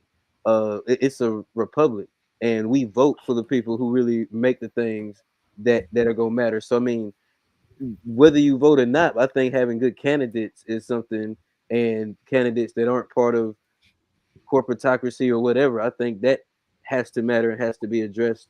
We're talking about like whether your vote matters. Like, I mean, you're not even voting for the issues anyway. You're voting for the leaders who are going to decide on the issues, and we have to think about who we putting up there, or who we allow them to put up there, even if we ain't voting for them. In the case of the Democrats.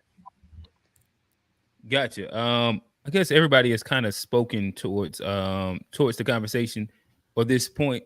And to end it and round it off, I think that Johnny hit on where I want to kind of navigate it to land this part of the conversation, which is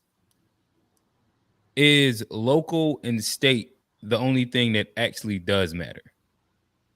Of course not. I mean, it's the only thing like as like we live in Charlotte area. I mean, a lot of the stuff that's going to affect like your kids, a lot of the laws that we have, a lot of the rules that we're going to buy, even down to like some of the like opportunities for jobs and stuff. That's all based on who we vote for in the local election. Like that stuff is going to matter to us way more. No matter who becomes president, we've just lived through a Trump and a Biden presidency. Life life went on through both of them. Rent still been due, bills still got to get paid. The president ain't. I don't think either one of them affected my life too much. You ain't feel inflation?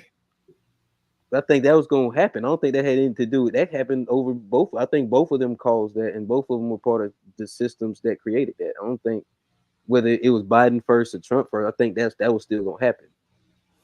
That's just there wasn't executive orders that help contribute to that. Yeah, but I mean, they were specific, but I think either one of them would have did it because Biden came in and gave money away too. So I mean, it wasn't like Trump was the only one that gave money away. Both gave money away.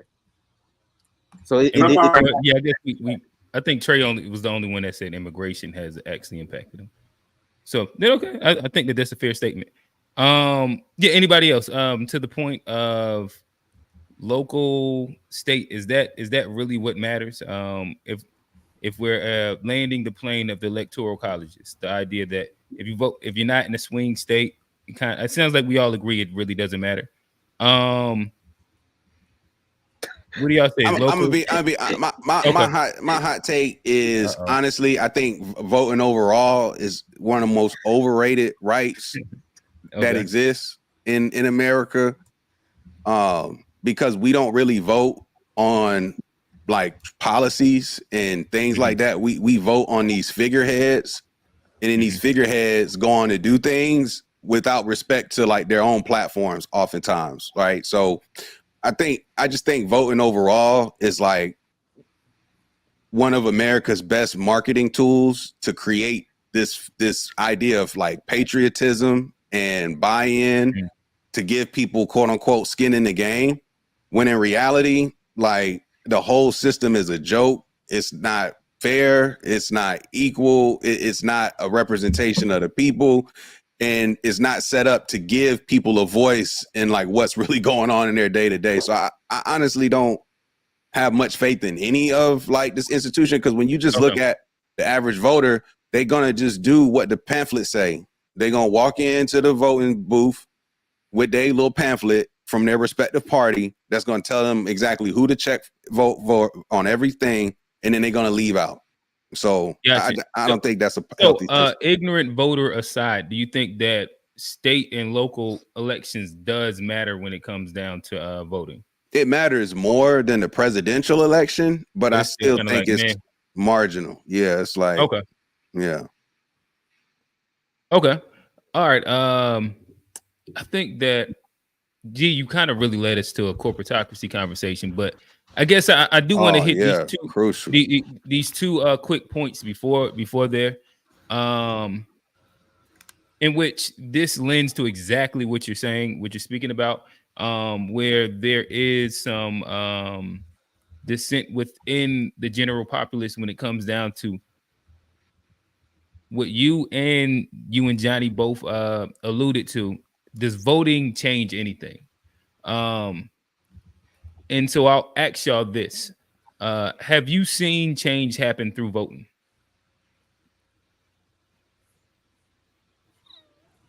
No. Like, when the last time a person got in office and it was like, dang, something really changed once this person got in? Like, I'll say this: Obama and affordable health care, maybe. But that wasn't our vote. We didn't like vote to say to pass that, right? Like that was a congressional bill, right?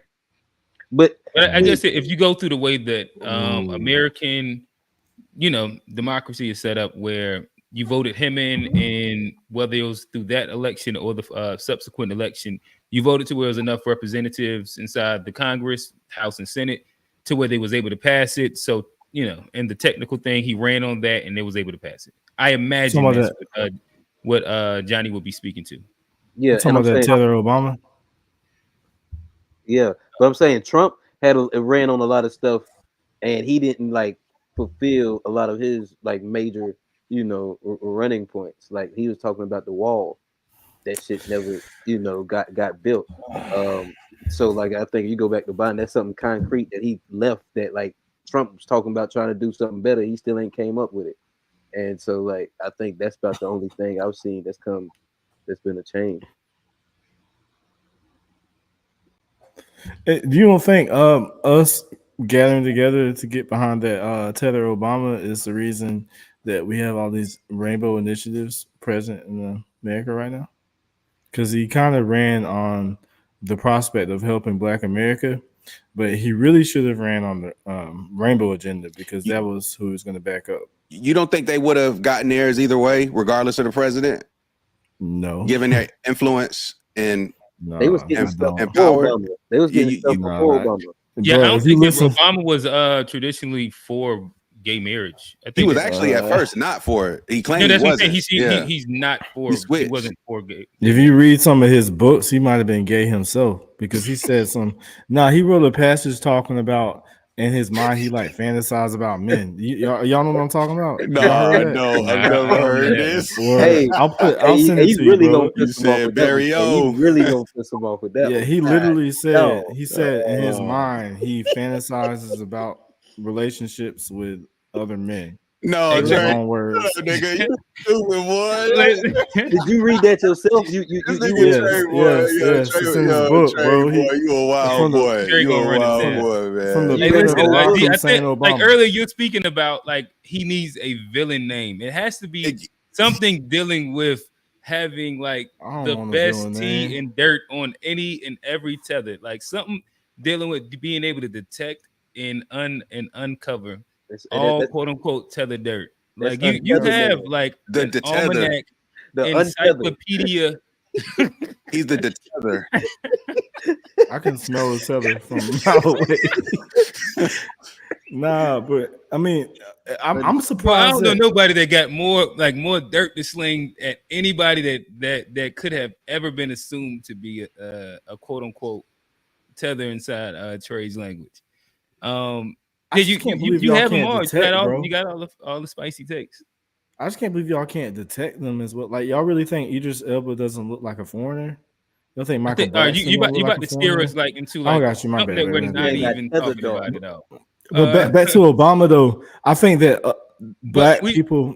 We're just talking about are you landing right there where? Because I don't want to just get on just dragging Obama for being a quote unquote tether inside your words. Like we're speaking about have you seen change happen? Right. Change happened during the time period. It sounds like you said yes, you believe that he pushed the LGBTQ agenda, and I think that's fair. I think to A Black really quickly. I got you. And what was this round? Have you seen change happen through voting? Somebody ding is going crazy. That's A Black. You can tell he just turned that sound on. And I'm on the hotline. That's the only thing that come through my D&D. My bad. Got you. But yeah. What was I saying? When it comes down to like, have you seen voting change anything? No, I haven't. Like, not in my lifetime have I seen like somebody I cast my vote for, they get in the office and like things just exponentially change. And then I feel like when there are Black leaders that put in that directly impact the Black community, they usually get them out of there with some type of like explosion of something in their personal life or private life and discredit them. You look at like Marion Barry or Kwame Kirkpatrick or anybody who creates policy they start to kind of villainize them. So it's like people say state and local shit matter, but what it matter is once they're going to get in, they're not going to have power because they're going to have to answer to people that really running the city. Like they never can really do shit. So that's why I don't even matter on no level to me because all right. They're like, oh, what about your judge and this, that, and the third? All those people are going to get corrupted by money. They all going to invite the cocktail dinner with the people in the suits, and they're going to tell them, this is how we run the city. You get down or you lay down. You want to be out here trying to be fucking Nelson Mandela, we're going to put your ass in jail with him too. And so usually niggas get in office and they fall in line and they don't do none of the stuff that they campaign against. Biden just now doing loans, Trump was talking about the wall for his Republican base. Like everybody lies to their base and gives them some type of false hope to follow them. But the Republicans is keeping out Mexicans. When niggas is like, we go pay your loans off and forgive this but none of it's not no real fix. The the wall is a mental block, literally and physically for white supremacy, and for niggas, they got the savior complex going on, like, you know, forgive this and give us that, and it always like some hangups to getting anything for us or for USA. But they'll send it to Ukraine, they'll send it to Israel, they'll send it to these places. But now you look at our own state, North Carolina, right now, like, can't get aid for real. Like, people out here drowning and dying. And we touched on it in the beginning. I don't really watch news like I heard people talk about the hurricane. I didn't know like how serious it is for real. Until like I had my TV on in the background. I'm like, oh shit, this shit is really still going on. And like, for real, like, why is our country so slow moving on it? But Israel get 8 billion. Like, all these countries get all this money. Our vice president is running for president, not doing shit. And real, he old as fuck. He's not doing nothing. And it's just like, it's just a mess. Like, the people that run this shit, we know who run it. And it's not none of these people, these representatives in the office, you know. We know who runs it. Is it the black women, Trey? My bad. Who That's run a joke. the world? That's a joke. That's all right, definitely so, not the black women. I think it was a gunocracy. Oh, they just run the black community, not exactly. They just run black men. They're plantation middle management. They keep us under their thumbs. They run the inner cities. They with their aggressive thumbs. All right. Listen, it was a joke. I don't want to get too bogged down on there. I think that where everybody kind of landed the plane at was there's possibly more that goes into our vote than just voting.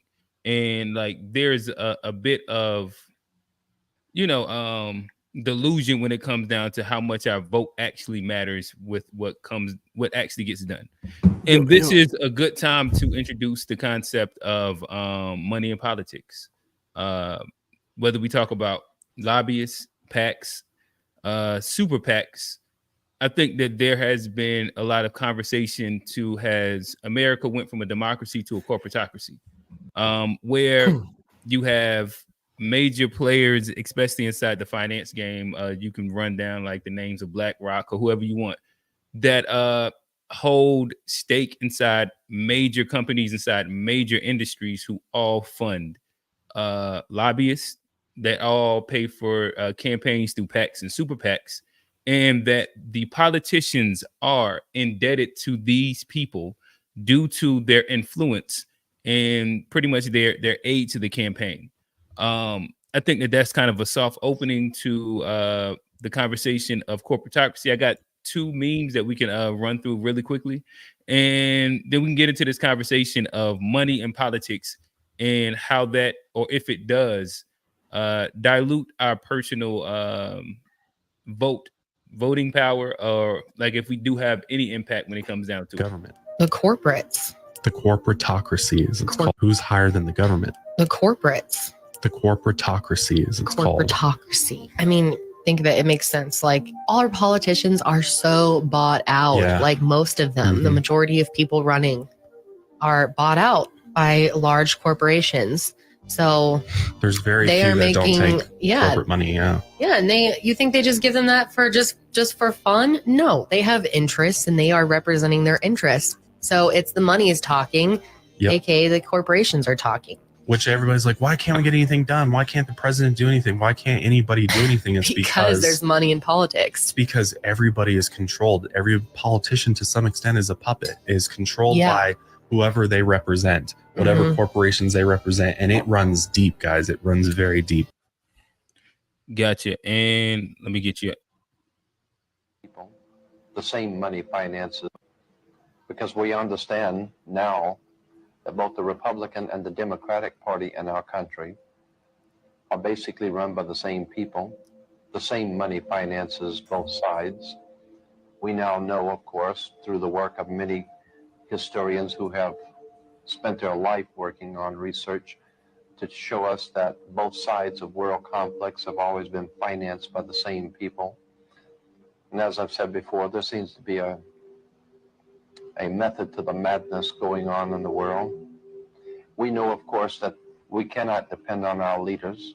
Our leaders are misleaders.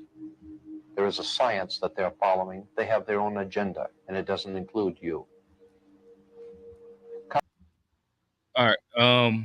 Nonetheless, I think that's a good enough lead into the conversation about corporatocracy. Trey, I think that you was kind of ready to kind of answer something before, so I'll let you lead off the conversation. Well, I mean, what I was talking about before was we were talking about does the vote matter, and we're talking about. I'm saying in Chicago, I know that a lot of them regret voting Democrat when they seen their city turn into a sanctuary city, and they see a lot of the migrants being prioritized over them, and now they're talking about calling Trump in and not having a change of heart. Where if they hadn't just been with the whole vote blue no matter who that we've been, grandfathered into, then maybe we wouldn't be in this situation to begin with, or they wouldn't have been in that situation. So like they're changing up now. But as far as the corporatocracy goes, it's 100% like these politicians they're there for the money. The lobbyists have way more sway than any voter ever could. And even like if you look at Nancy Pelosi with the insider trading and everything she has going on, like, and it's not just Nancy. It's like all of them, like all of the House of Representatives, senators, all of them got deep pockets with insider trading.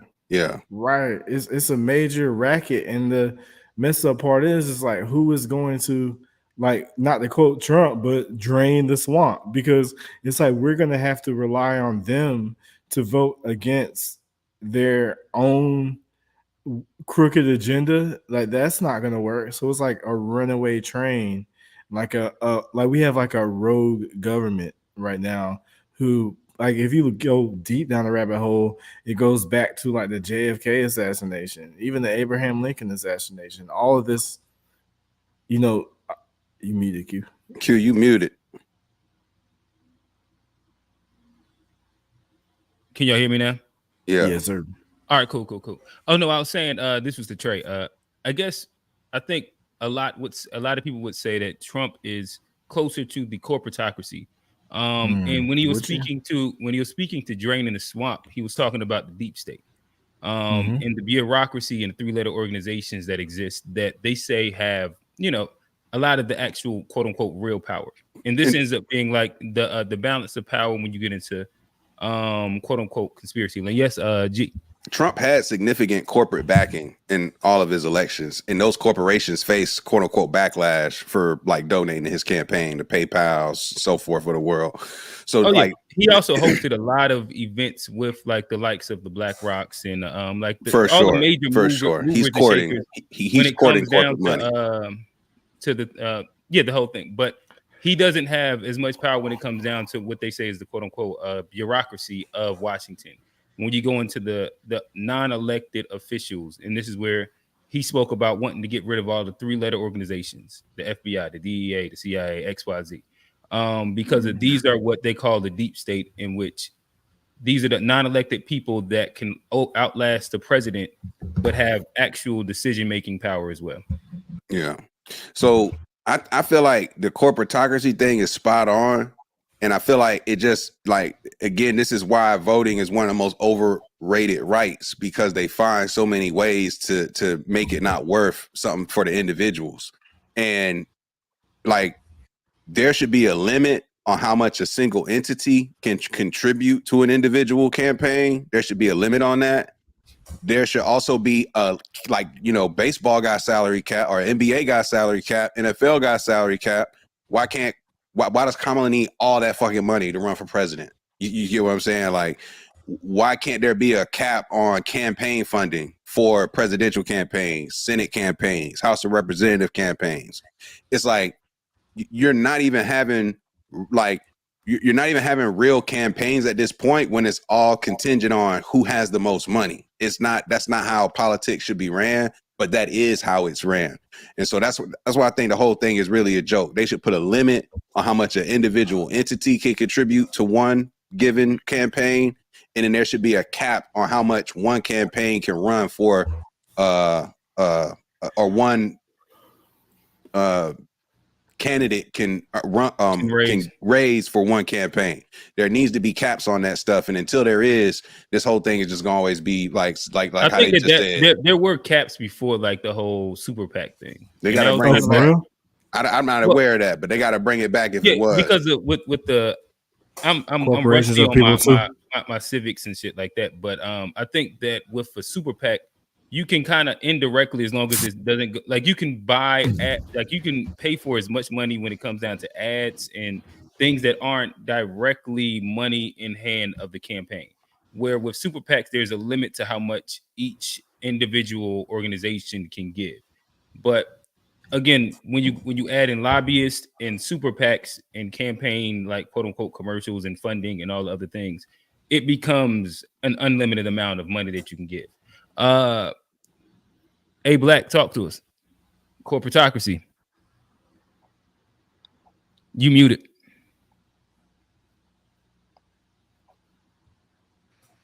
My bad. Can you hear me now? Yep.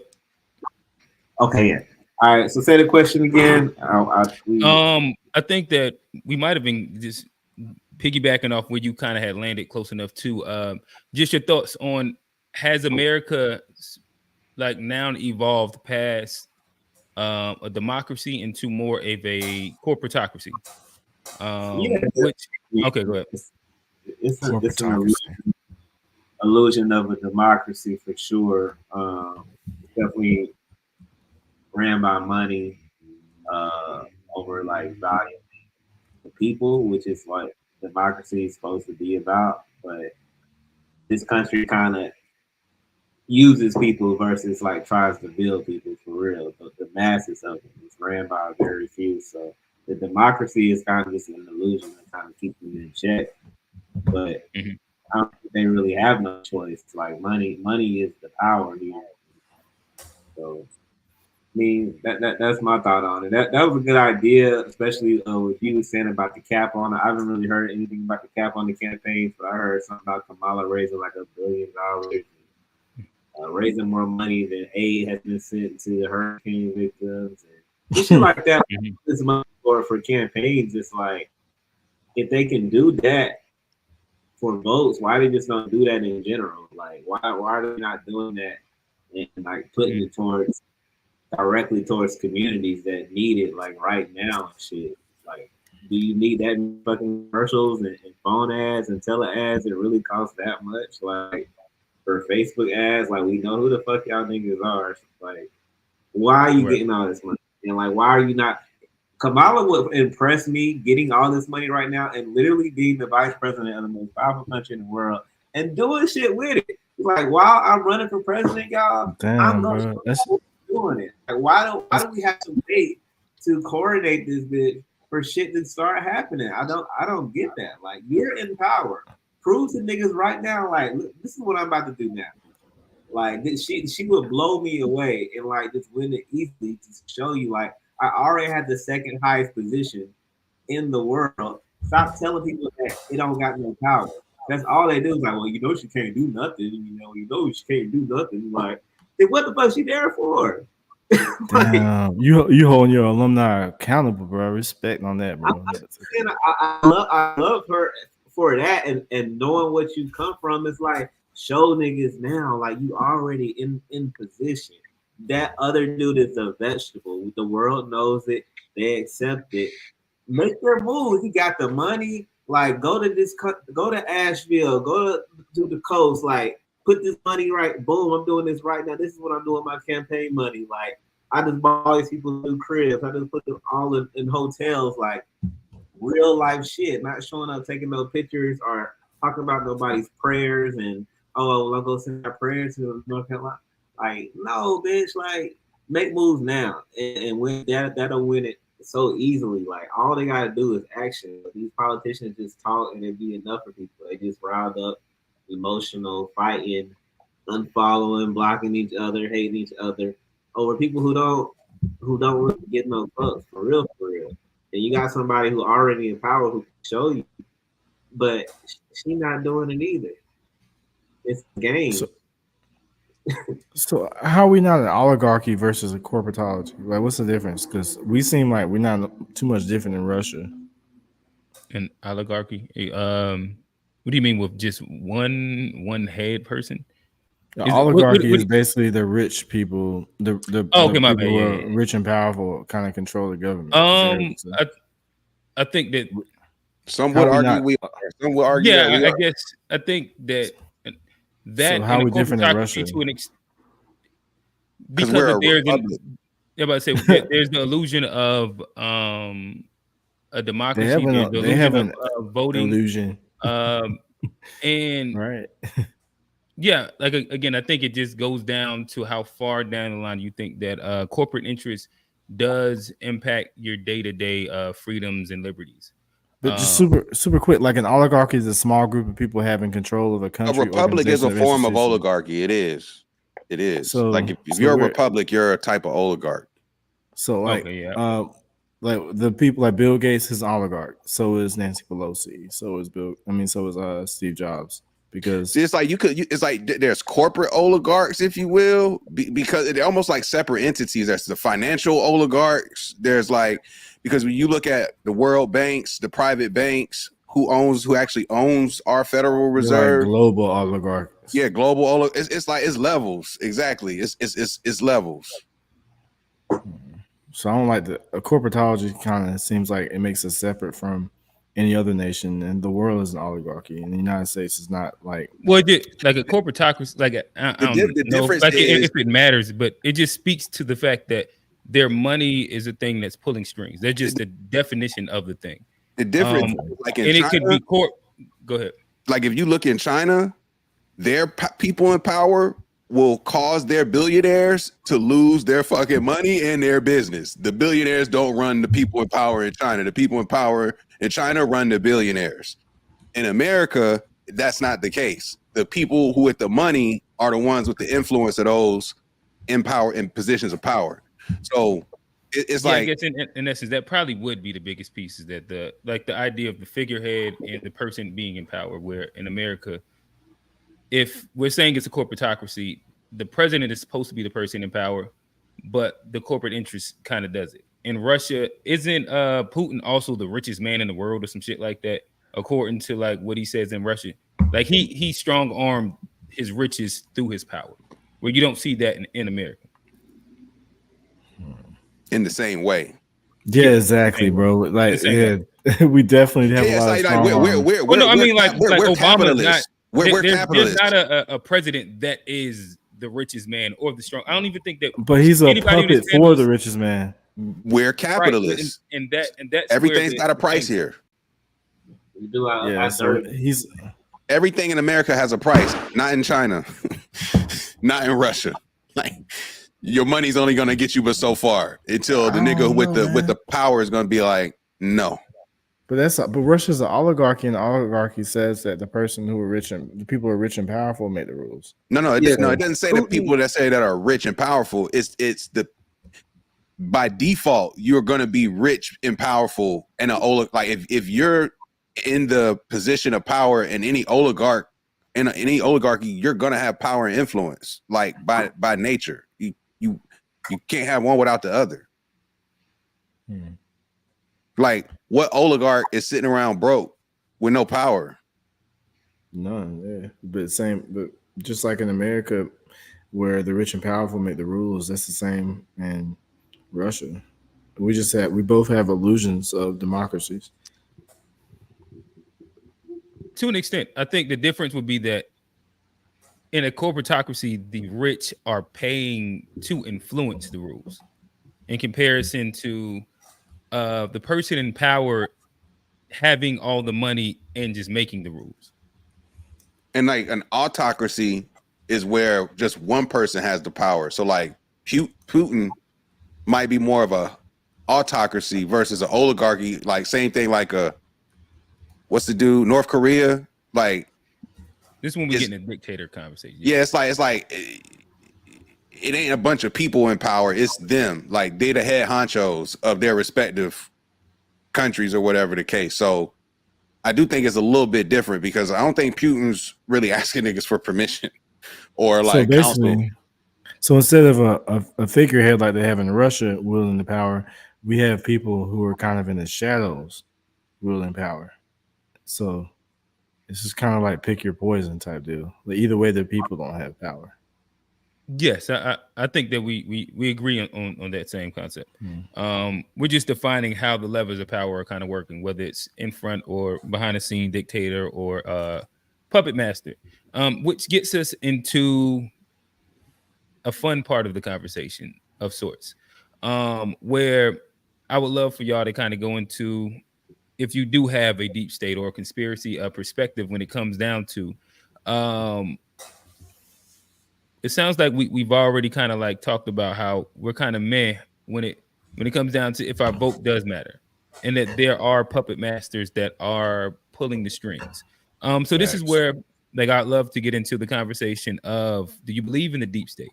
Maybe you are just like purely corporatocracy, and I think that is it. There's the idea that like the foreign government, new world order, one world order scenario. There is the idea that candidates are currently candidates are pre-chosen, i.e.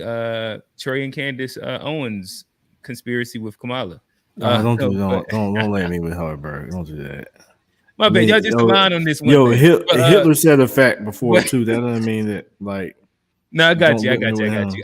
But nonetheless, I would love to hear everybody, like, if you do have just a thought of how some things may actually work behind the scenes. If this is a Wizard of Oz behind the curtain. Yeah, I'll toss it to the air. Whoever kind of wants to start the conversation, we can kind of round robin it. But I think it's obvious. Like, I mean, where there exists PACs and lobbyists and all these things, I think that automatically shows is like evidence that there's a deep state or like a higher level of authority when it comes to our government and our country. But which one? Because corporatocracy and deep state are like a different version of who's in control. Is it? I think it could be. I think the corporatocracy is like. But that's why Trump wanted to drain the swamp. Trump don't want like those guys in there because of like they don't care about the money. He would create his own deep state because he would just would. Of course. But what I'm saying is that like even that battle was about quote unquote like the conspiracy between the two, if that makes sense. Like Trump was big money in corporate interests. Oh, I see what you're saying. And the deep state is like establishment politics, like CIA, FBI, the alphabet boys. The three. Yes. So like there is a difference in like even with Trump, that is like what he ran on at the beginning, like 2016 was the whole concept of getting those guys. That's the whole drain the swamp thing. Everybody that don't have term limits, we need to put term limits in these three letter organizations. Yeah, but she said Trump is against 3-letter organizations, but he's in favor of the. But he is the corporatocracy, right? Yeah. Well, I mean, I thought they both could exist, but if I had to choose one, I'm going. And they possibly could if you have like another like version of like how it combines together, and that might be again. I don't know if we have any New World Order people in here. I don't know.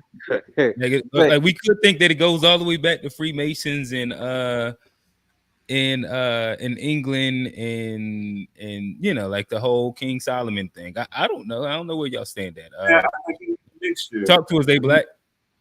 I think you got a mixture of that old blood, those old families, running things that are kind of meeting this new money, this money coming from tech and new technology and the Uber and the Apple, and they're clashing with these old families, and that money are just kind of built through steel and oil and other type of like tangible resources.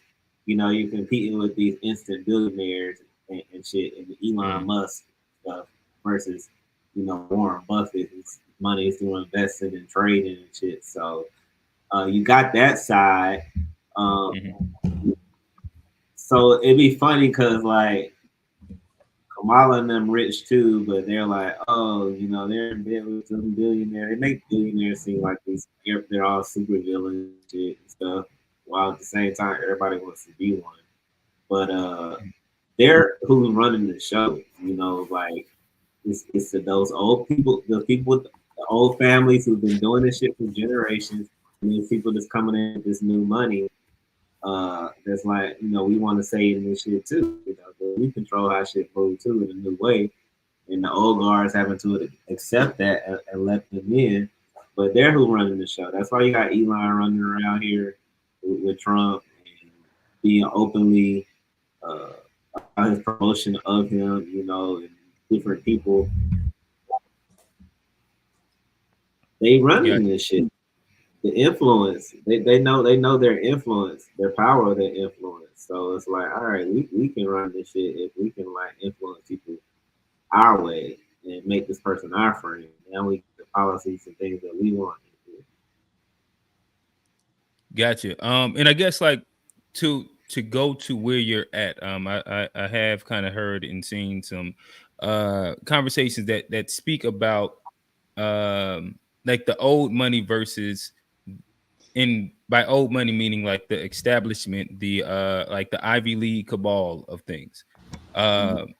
In comparison to the new like the new entrepreneur money influence that's kind of coming in, and where there is a bit of a clash when it comes down to the power struggle. Trey, talk to us. Are you talking about like old money versus new money? No, just in general, like your general, like, do you have a deep state conspiracy like take when it comes down to, if we're saying our vote doesn't matter, who actually is in control and how are they controlling it? Man, all this, there's definitely deep state things going on, like the CIA. Excuse me, they've been talking about that for a minute. As far even like with I say back to the JFK assassination, the conspiracy with that thing goes deep, because I think he was like beefing with AIPAC and then we go and that's another lobby that's primarily responsible for our devoted loyalty to Israel, which I'm not gonna get a flag on this channel like that, but I mean it's like we the people aren't really gun-ho about, oh, let's go send them money, but the lobbyists make it happen.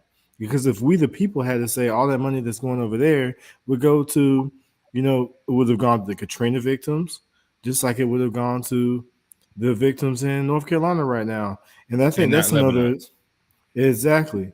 And that's another example of how, say when black folks get, when America gets the cold, black folks get the flu, because they test out a lot of this stuff, like on Katrina, and then once we let that slide and everyone's okay with it, then they give the dominant society a taste of that when you get with what's going on in North Carolina. So and then all this, and I don't know, y'all probably heard that they bringing the whipping stick out to the po whites in Nashville. Is that what you're saying? Yeah, I think yeah. I mean, I think that to the dominant society, to the power brokers, they see the all right. So my bad. All right, so let me step this back a little bit further. White Negroes. So I know Marjorie Taylor Greene kind of was on this side. Shout out Tone kind of gets in this. So are you saying, does this also go into the conversation about cloud seeding and like creating weather? And so are you saying that you believe that they created weather and scenario disaster, and these are things to kind of trial and error, if like how people will respond and what they can and can't do? Is that more so where you're going? Well, I would say with New Orleans, that was more like, we've all heard about the levees, how a lot of the those failed. No, I get that. I'm saying like communities. So I got you, because I wouldn't say the cloud seeding had anything to do with New Orleans. I'm talking about like, as in current day. Oh, in current day, there's plenty of evidence. Well, maybe you didn't go. You wasn't going there. I mean, I wasn't necessarily going there, but I can go there. I can go there. Like we all know that is within the guise of like your perspective. Bro, I think we have to have an open mind about all this. And when we look at the facts that weather manipulation is a legitimate science that we've seen in practice, with a lot of these files and like historically. So I think we'd be foolish to just dismiss theories like that as implausible without like considering them, especially like with any other case when you have a motive and you have a means, then you need to make a case. And I think we're doing ourselves a disservice if you dismiss people who consider these things as conspiracy theories. Excuse me, as conspiracy theorists without like pushing the issue forward. Gotcha. Okay. Nah. Like I said, shout out Marjorie Taylor Greene. She's definitely. Oh, she said that on the record. Yeah. She just said it like a day or two ago. Yeah. She was like it's been a big conversation inside like the past week. So she openly kind of accused people of manipulating the weather. She said she spoke about cloud seeding, or that the Helene was manufactured, and she said, "Don't act like we don't know that we can control weather." That was her. Wow, I didn't hear that. That's crazy. I could pull it up in a second. G, I'll toss the alley-oop to you. Do you have, when it comes down to this conversation, one or two, or maybe a couple theories of how this what's behind the curtain? Man, The Wizard of Oz is a great movie, and funny enough, shout out to Spook, because we made a track called "Man Behind the Curtain" where we sampled The Wizard of Oz too. But like this idea, I've always believed that there's somebody behind the curtain that we don't really know. We haven't been able to identify who this is or who these people are. But I think for me, if I'm looking at America, given that it's a business, that's what it is. It's an institutional business. When we're born here, we get social security numbers. Like we're property of the United States. Like everything is ran very business-like. And so that tells me, when you look at how our Federal Reserve System was even created, and this is not like a conspiracy theory. You could Google meeting on Jekyll Island. Like there was a whole meeting on Jekyll Island where like 6 or 7 men came together, laid down the blueprint for the central banking system, and then implemented a plan to get that done.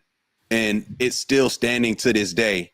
And they denied these allegations for like 20, 30 years until like the 1930s or 40s, where they finally admitted, the participants of that meeting that met at Jekyll Island admitted that they had the meeting and laid out these plans. So I say that to say it's not a conspiracy. People in power are doing things that we don't know about and making grand scale plans that have long standing impacts, right? Like the Federal Reserve System, you're talking about something that was created in the early 1900s that to this day, when we start talking about inflation, things of that nature, that's one of the main pieces to the equation of our whole policy, is how the Federal Reserve allegedly is here to help control these situations. So if it's happening with our monetary policy, why wouldn't it be happening with our medicine? Why wouldn't it be happening with our education?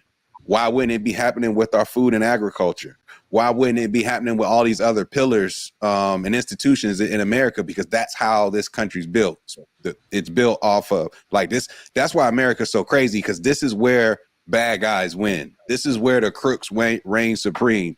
This is where the Kennedys go from bootleggers to presidents, where Trump becomes president. Like this is the land. This is the wild, wild west for real. And that's what makes shit so crazy here, is that it's really crooks and shit running shit behind the scenes.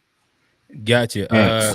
So yeah, Trey, I pulled those two up for you really quick. Yeah, I appreciate it. I don't know if you see, just so I can kind of fact check myself. Yeah, appreciate it, bro. But crazy. Nonetheless, we do have one of the favorites. Camus has stepped into the building. Camus, you see the title. Does your vote even matter? I think that you're also inside a very specific scenario in South Africa, where it'd be great to talk about, does your vote matter there as well? I'm sure that you do have commentary on America as well, and we'll love to get that. But I think as well, when it comes down to you and your personal specific scenario in South Africa, it'd be great to hear. Does voting matter? Kamu, talk to us. South Africa, y'all have like elections like that? Y'all have an electoral college? I don't know. Never mind. We can't hear you. Really? Yeah, we can hear you now. It was good. Okay. Yeah. How's it going, gents? Voting, bro, like that doesn't really matter. It's the same. Look, we are obviously a majority here, but it would take us to it would take us to go an extra mile to achieve the tiniest of the tiniest development. You know what I'm saying? We would have to go to court. We can't pass legislations because the same people that we allegedly, quote unquote, put in power are somehow not listening to us when it comes down to making things happen. So voting doesn't really matter. I want to talk about the deep state thing, conspiracy theories thing. 2022 we had American military coming to South Africa to, I think, yeah, that's 2022 or early 2023. They came here for military drills. They came to in America you call them states, we call them provinces. They came to a province, KwaZulu Natal. It's major city there. It's Durban, but they weren't particularly in Durban. They were in some other town, doing some military stuff. Bro, you wouldn't believe, after they left, that province was hit with countless and never stopping natural disasters. So this whole thing of weather manipulation, it's a real thing, bro. There's an institution in America. It's called HUB. I don't necessarily remember the actual name, but it's HAARP, if I'm not mistaken. Yeah. It's an institution that is dedicated to studying weather patterns, and they work with American military. They use the American military. I think that's an actual machine. I think that's an actual technology you're referencing. I don't know if it's an institution. I think it's a actual machine. But we could look it up though. If you have access to Google, please check it out. I think it's an institution. It's an actual name. High frequency active auroral research program. So I guess there is a part of it that is a program. Yeah. I've heard about like HAARP being HAARP has to do with manipulating frequencies, like using a certain technology to fuck with frequencies is like the gist of it though. Mm-hmm. Shit. Yeah. So, bro, they came. It was never the same, bro. That province was hit with floods, things we've never seen before, bro. Like, so honestly, these people that we're voting for, they're not really in power. They're just puppets. And another fun fact that I think you should know, guys. America, the USA, and South Africa are the only countries that don't own their own reserve bank. I think Reserve Bank. Yeah. No, they're not the only ones. They're not the only ones, my brother. They're not the only ones. I think they are, bro. You can check it out. Also, just think about the fact that there's the euro in all these countries as a central form of currency across different countries in Europe. But so like Portugal uses the euro, but that's not their currency. Spain uses the euro, but that's not their currency. The Germans really own the euro, real talk. But we can get in European politics, but we're not the only two. Is my point though? There are, and Africa has plenty of countries that don't own their own central bank. They don't own shit. They don't even own the soil under their feet. It's crazy. I'm not talking about the monetary policy. I'm talking about the institution, the Reserve Bank in and of itself, as an institution. It's not an institution. It's an institution that is privately owned. It's only America and South Africa that have privately owned reserve banks, not the monetary policy. So you don't think the euro is not that bank isn't privately owned? It's euro. It's not a bank. It's a currency. Yeah, but a world bank, like same way the dollar is a currency, right? But the Federal Reserve print, like there's an entity that prints euros. I don't know the exact name, but I'm gonna find it. But what reserve banks in those nations are owned by the states, if you know what I'm saying. You saying it's like the United States, how the Federal Reserve isn't like an actual federal institution, it's privately owned. You're saying that only applies to South Africa, United States, and that's it? That's not. That can't. It's more. Right, it's definitely more. It's definitely more. Yeah, I think most federal. I would say most federal. Belgium, Greece, Japan, Switzerland, Turkey, Italy. Yeah, like they're privately owned banks. That's the World Economic Forum. I wouldn't be surprised if they're all owned by like the same same people. Exactly. Yeah. Another thing, South Africa is listed as a private entity in I think in New York Exchange. It's listed as a corporation. So a president is not really a president. Is an overseer or something. So it's like they have the owner. They have and those owners, like, they are big oligarchs. It's owner. It's an overseer, it's a chief whip, it's an assessor and stuff like that. Like, bro, like, it's real criminal going on. So maybe this is what you're saying. This is what I could find. Let me hit the mute on you real quick. I think that you echoing back. It says several countries have central banks with private shareholders. This includes South Africa, Belgium, Greece, Italy, Japan, Switzerland, Turkey, and the United States.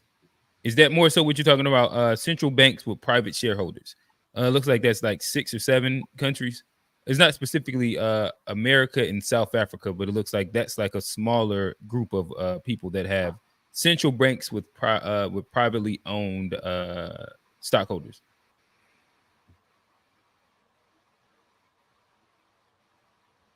Damn, yay, nay. Oh, my bad. I put you on mute. But is that more so what you get? Okay. That's so it goes to show, bro, like, we're not really responsible for how money goes around. Like, there's actual people, actual oligarchs who are making decisions on our behalves, and our so-called elected officials, they're just there to monitor and assess and make sure that things don't fall apart. We call them investors here. Every time you hear our government mentions investors, we are fucked. We know that. So in essence, you would say that your country is, well, one would be a bit of, whether you want to say a corporation. Now, I forget what the word is when it comes down to where the corporate structures actually run the country. But even if we just go as little as like a corporatocracy, like the money is the thing that influences the vote. And I think you might have already said that voting doesn't matter as much, correct? So I guess this would lead to just more of an open conversation. We didn't end up hitting this point, and it'll be a good time to circle back to it. In which Trey, he brought up the concept. We all know January 6th happened. And what the main issue with it was, which was voter fraud. Every election, you hear whether it's a red state, blue state, you hear about how in essence, they're trying to keep a specific demographic from voting. What are y'all takes when it comes down to voter fraud? Trey, we can start off with you, where it did seem as though you were hinting at the idea that you believe that this election, maybe previous elections, there has been a high consideration of migrants or illegal immigrants that have voted illegally. Is that pretty much your take? Man, I don't want to get. I saw a lot of channels getting flagged for this topic, so I don't want to get too much into it. But I would just say, okay, it was very sketchy that last election. I'll leave it there, and I just hope this time around we don't have any funny business. Because, yeah. So you saying like when you're saying that what Trump's saying, it was through illegal immigrants, that's how it was done? That's what you alluding to? Or are you saying it was done like by a totally different group of people, like for a different reason? I think all of that is true. And I think we're kind of getting in the rabbit hole now, especially what Kamu brought up with the 13 families. Oh, he didn't say the 13 families. I said that. But we're talking but I think we have families that control our monetary system. They're behind this whole election thing. I think a lot of the stuff that they give us to bicker about is really just a smokescreen for what they really have going on. It's almost like, you fake right and go left, and we're looking right, and then meanwhile, they're going left and setting up like a 20-year plan, 100-year plan for the rest of us. And then if those of us who kind of catch on to that, get dismissed as conspiracy theories. And then that last election, man, I think it was just really weird how, Trump was leading the night before, and it seemed like a landslide, and all of a sudden overnight, I don't think it ever was a landslide. Trump was leading considerably, bro. And Biden was not that popular, bro. Like nobody was like they said Biden got more votes than Obama. Bro, it came down to like Atlanta. I think they both. Atlanta They're saying that they both got Biden? more votes than Obama. I don't think it's just like I Biden. believe Trump would get more votes than Obama because he was a populist candidate. Oh, you thought it was a wash? Or are you saying those were fake votes? Man, again, bro, I don't want to. It's hard to, how you have a hunch on something and you can't really prove it. So it's like why? I don't really want to die on that hill.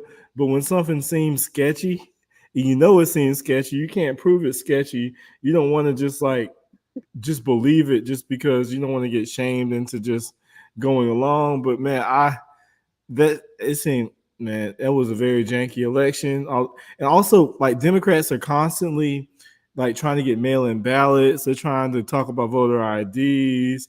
They're talking about they just go out of their way to talk about voting. And meanwhile, Republicans, they're trying to purge voter logs. They're trying to what I hate most about this is they got so many black people convinced that voter ID laws are going against black people. So the Democrats are telling black people, the majority of black people, our grandmas got IDs. They got all our records. They got our birth certificates. They got everything about us, but they want us to believe that requiring an ID is discrimination against black people. Meanwhile, we know full well the main people who don't have IDs aren't black people, it's illegals.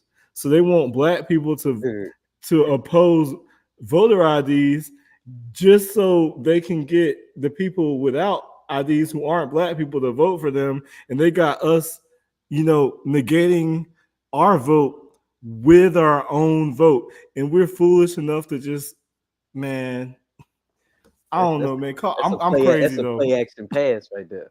That's what I'm saying, bro. But okay. I'm crazy for just pointing out that don't make sense.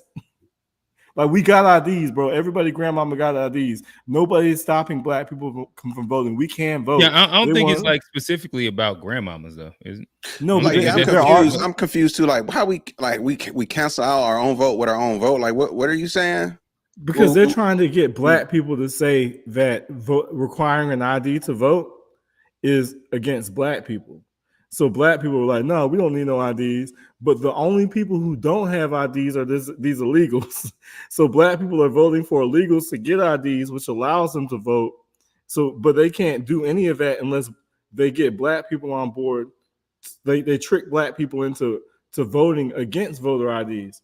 Meanwhile, the people who are harmed by this type of legislation is the people who are in these sanctuary cities, a lot of black people whose vote get canceled out because black people are voting against voter ID. But we all have IDs. Won't those migrants overwhelmingly, most likely vote the same way the most black people are going to overwhelmingly vote too? Won't they be supporting the same party most of the time? But I think we're seeing, like, especially in cities like Chicago and a lot of these sanctuary cities, a lot of the black people who are seeing the consequences of our voting practices, like in Chicago, we're lobbying against sanctuary cities. So we don't have the ability to vote against sanctuary cities if we already voted to allow the migrants to vote. So it's almost like, bro, black people. But those migrants are going to vote Democrat, not Republican. Agreed? Some will, some won't. It's kind of a mixed bag. They're not as hardcore Democrats as we are. But at the end of the day, in those sanctuary cities, they will be negating our vote. Like, whether they vote Democrat, whether they vote Republican, at the end of the day, we didn't sacrifice our people didn't sacrifice their lives for the right to vote, only to allow people who just hopped over the border to have an equal say in the land that we built. But if the black people in Chicago overwhelmingly vote 80+% Democrat, what difference do the migrants voting make is my question. So just to back up, I think he's saying that their vote is going to swing this next election, and they're using the migrants to replace what the blacks was going to do. Right. But the blacks are going to be like 80+% Democrat. Period. I think that number is declining, and I think, unfortunately, unlike a lot of us, they have more foresight to. I think they see that black people are getting kind of sick of the Democratic Party. So, and they also know that we're their base. So as we leave, they're going to need a replacement. So what you do is you bring in 40 to 60 million illegals, use black people to give these illegals the right to vote while we're still here. And then after in what way are we giving, like, what way are illegals given the right to vote? Because the voter ID legislation, where they're saying that, but that's not giving them the right to vote. So you're saying that they're finding a way to vote illegally by mass, and they're all like, are they also all like given like an NDA to where they're not allowed to say anything and they just like be quiet for 4 years and don't talk about like how they all like grouped together and then voted? Or are you saying that? No, okay. I'm saying that because it will have to be like a bigger plot for like all of them to quietly illegally vote. I don't think that we should wait till there's a fire before we recognize that there's smoke. And I think the whole idea of people who are illegal or not, or who are non-citizens having IDs is a slippery slope. And the fact that they're using black people, like they're claiming that voter IDs is racist. I've heard that argument a lot. They're trying to say like black people, it targets, they're trying to say Republicans are discriminatory by trying to require IDs.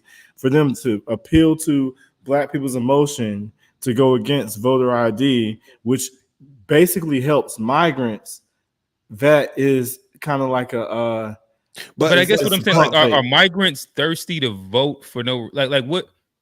Like they all would have to get influenced to illegally like try and break the law, and you know what I mean, like, because voting fraud would be illegal, and for them to be doing it for no for no reason other than just doing it for the Democratic Party at mass, it would seem like there would have to be like some version of like mass whistleblowers or something like that.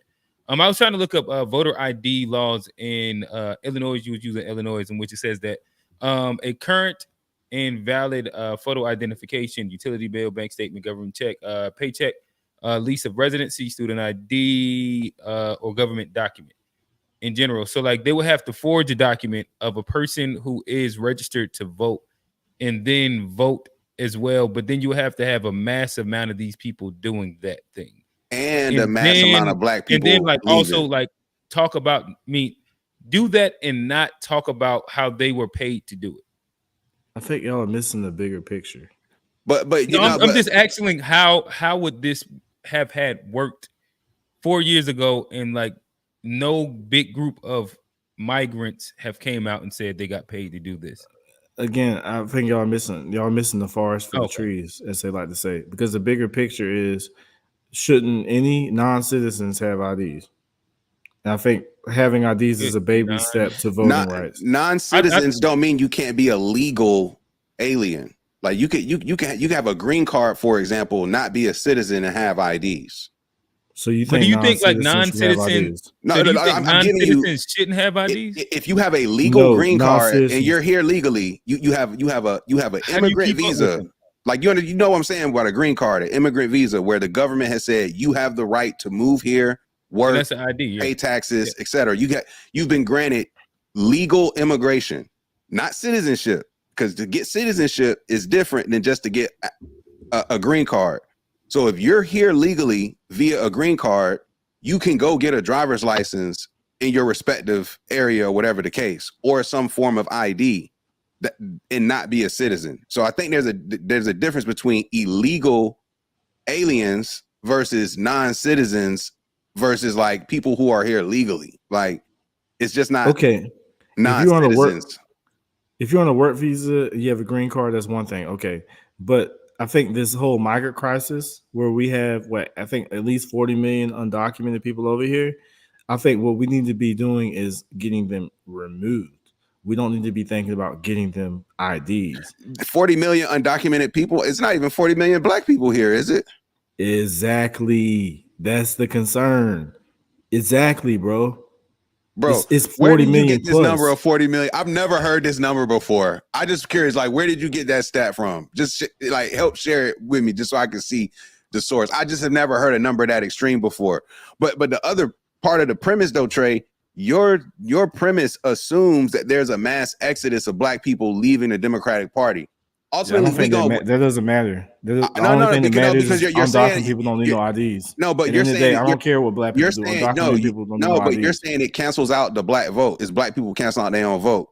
It's not them canceling out their own vote because unless the bulk of those migrants, if they do vote, they're not going to vote Republican. That's a reason why Republicans want IDs and Democrats don't, because it will help Democrats, not Republicans.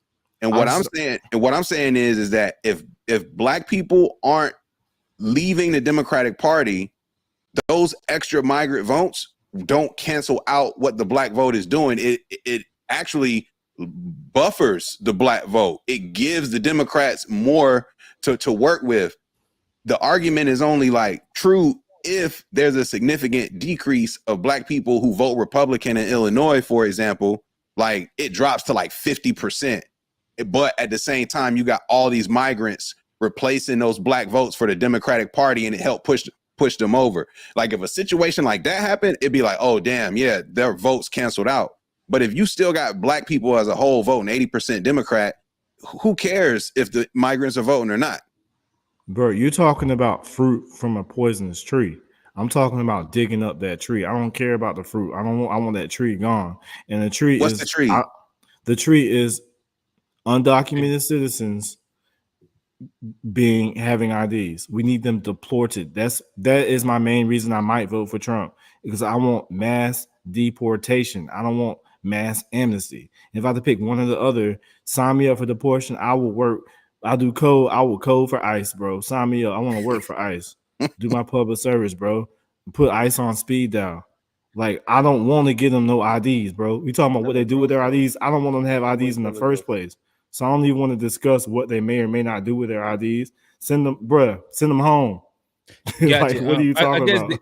This could be, let me see if I can walk down a couple points. So to me, I am with you when it comes down to, like, I am pro deportation. I'm not for open border. I'm not for like the way the current amnesty is set up. Well, I mean, I think we've kind of did a whole episode on immigration in general. Yeah. We The only ID they need is a boarding pass or some walk all shit. the way down there. But currently, as it exists today, I personally would prefer to have some record of who these migrant randoms are that are here. And the only way I can think of that is by them having some version of identification. Bro, send them home, bro. If you give them an ID, right, that implies you want them to stay. Do you understand how, like, I can agree No, with bro. that, Why would we but want them an ID? That means you want them here. No, it doesn't. No, it doesn't. Do you see how, like you only go to like Fantasyland World and like so, and I'm saying that, so I agree with the concept of what you're saying. What I prefer is that they I'm for a harder immigration policy. No, let's stay there, stand strong. We don't got no consolation prize. That's cool, but like if we only just stay there, we're only living in Fantasyland World. That ain't no fantasy. And like it's that's possible, right? No, it is possible, but it's not reality right now. And so for me, settling. All right. I got you. I only want to explain my point really quick. I'll drive. Bro. For me, if they are all here, let's just say the Venezuelan gang in Aurora, I would much rather than them be anonymous, quote unquote, gangsters from Venezuela reaping havoc with no version of identification of who is who did what, etc. I would rather have some version of identification so that we can actually keep track of who all the illegals are, so that we don't use words like 40 million and it be random and vague, because we don't know who all is in the country. And guess what that would also make really easier? Deportation. If you actually have a level, like a way of identifying and tracking all of the people that you have, and you have a realistic number. If you're just saying it shouldn't happen, so I don't want to talk no further, that is counterproductive to what is actually existing. And like that's where we talk about like actionable items and just saying shit. Nick, you're missing out. You're missing the point. If I got a bunch of people in my house, I don't care what their name is. I want them out. If I don't want them in my house, I want them out. Like I don't want them documented. I don't want them registered. We live yes, this is my house, bro. The United States is my house. No, it is my house. No, it is, bro. And I think the reason that we get dumped on as Black Americans, the reason they say we don't have no culture is because as Black Americans, nobody's gonna respect this as our house unless we say this is our house. So are you talking about legal immigrants or illegal immigrants? Just so I'm clear. Migrants. If you but are legal citizen, are you talking about legal migrants or illegal migrants? Bro, if you are a non-citizen. No, but Trey, like a legal non-citizen or an illegal non-citizen? Okay, are you just talking about non-citizens, period? If you got a green card or a work visa, if you came over the right way, that's what I'm asking. Bro, if you came over on the Biden Express, talking about illegal migrants. Just say illegal migrants. If you came over with official, if you went to your local embassy, local consulate, went through the visa process, got your paperwork, and you are legally have right to be here. Are you talking about those people as well, or are you talking about the people who specifically come here illegally? See, that's the problem, G, because the water's been muddied, because now you can technically be a legal migrant because you can be awaiting amnesty, because under this Biden-Harris administration, they have this open border policy. It's not, you're making muddy water when there's no mud. It's like I'm talking about green cards, bro. I'm not talking about these people waiting for amnesty. Green cards. You're talking about refugees and shit like that. You're talking about like refugees and stuff like that. I'm talking about like because there are people who come here that are not citizens that travel back and forth all the time. Some stay for periods here and they live multiple places. Like some have duals, but some just don't have any citizenship in America. But they come here, they work, they pay taxes, etc. Like I'm just trying to get clarity. Are we talking about legal people who have undocumented migrated here legally? So we're talking about strictly the undocumented folks, not the ones who have papers. Facts. Okay, that's all I want that clarity on, because they represent 3% of the population. Just to be clear, correct. of the United States population. Unauthorized immigrants represent 3.3% of our population. Okay, we can. Well, that's interesting because if they're undocumented, then how do you know? How do you have a precise number? Well, how do you know it's 40 million? That's a great question. Okay, it's a great question, bro. But it's irrelevant. If you're undocumented, you need to go home. It's like simple as that.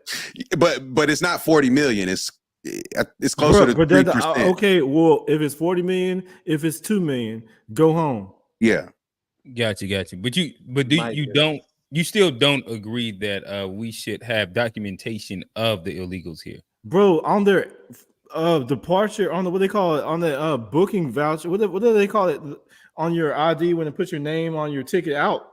We can take their names then, but we don't need to give them an ID so they can stay. This is that. If we taking their names, it needs to have something to do with a boarding pass.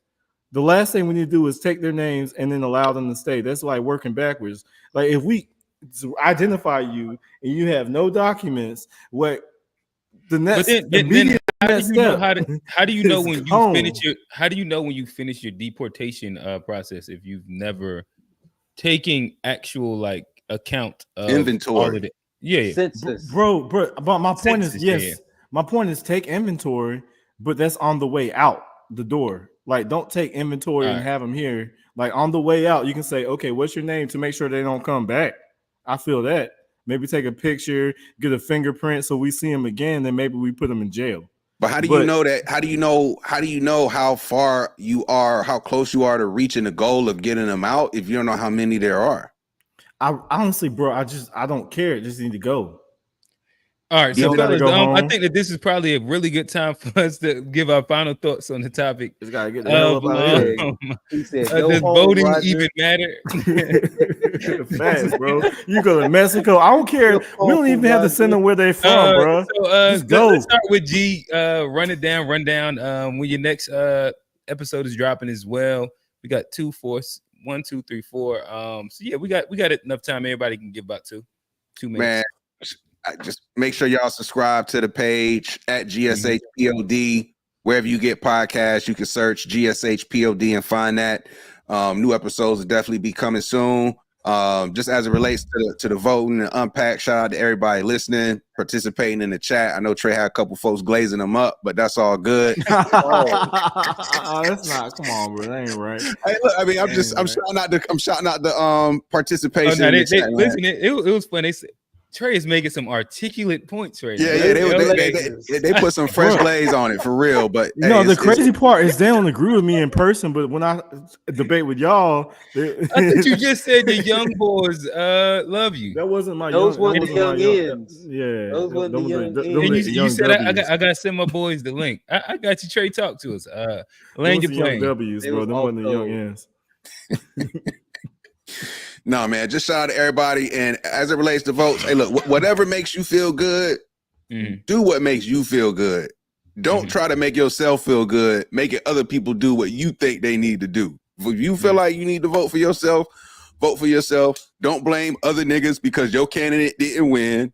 Don't blame other niggas for all this other shit. Just do what you feel is best for you and your people and lay your head down at night. There you go. Trey. Appreciate the good conversation, good intellectual spar, and shout out to everybody. Hit the like, subscribe, rock with y'all next week. And all the undocumented, shit, after this election, you know what I'm saying? Yeah, shit, I hope y'all got travel plans, you know what I'm saying? Respectfully. Gotcha.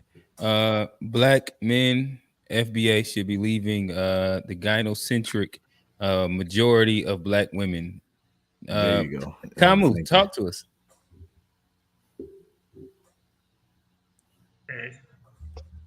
Voting is a scam.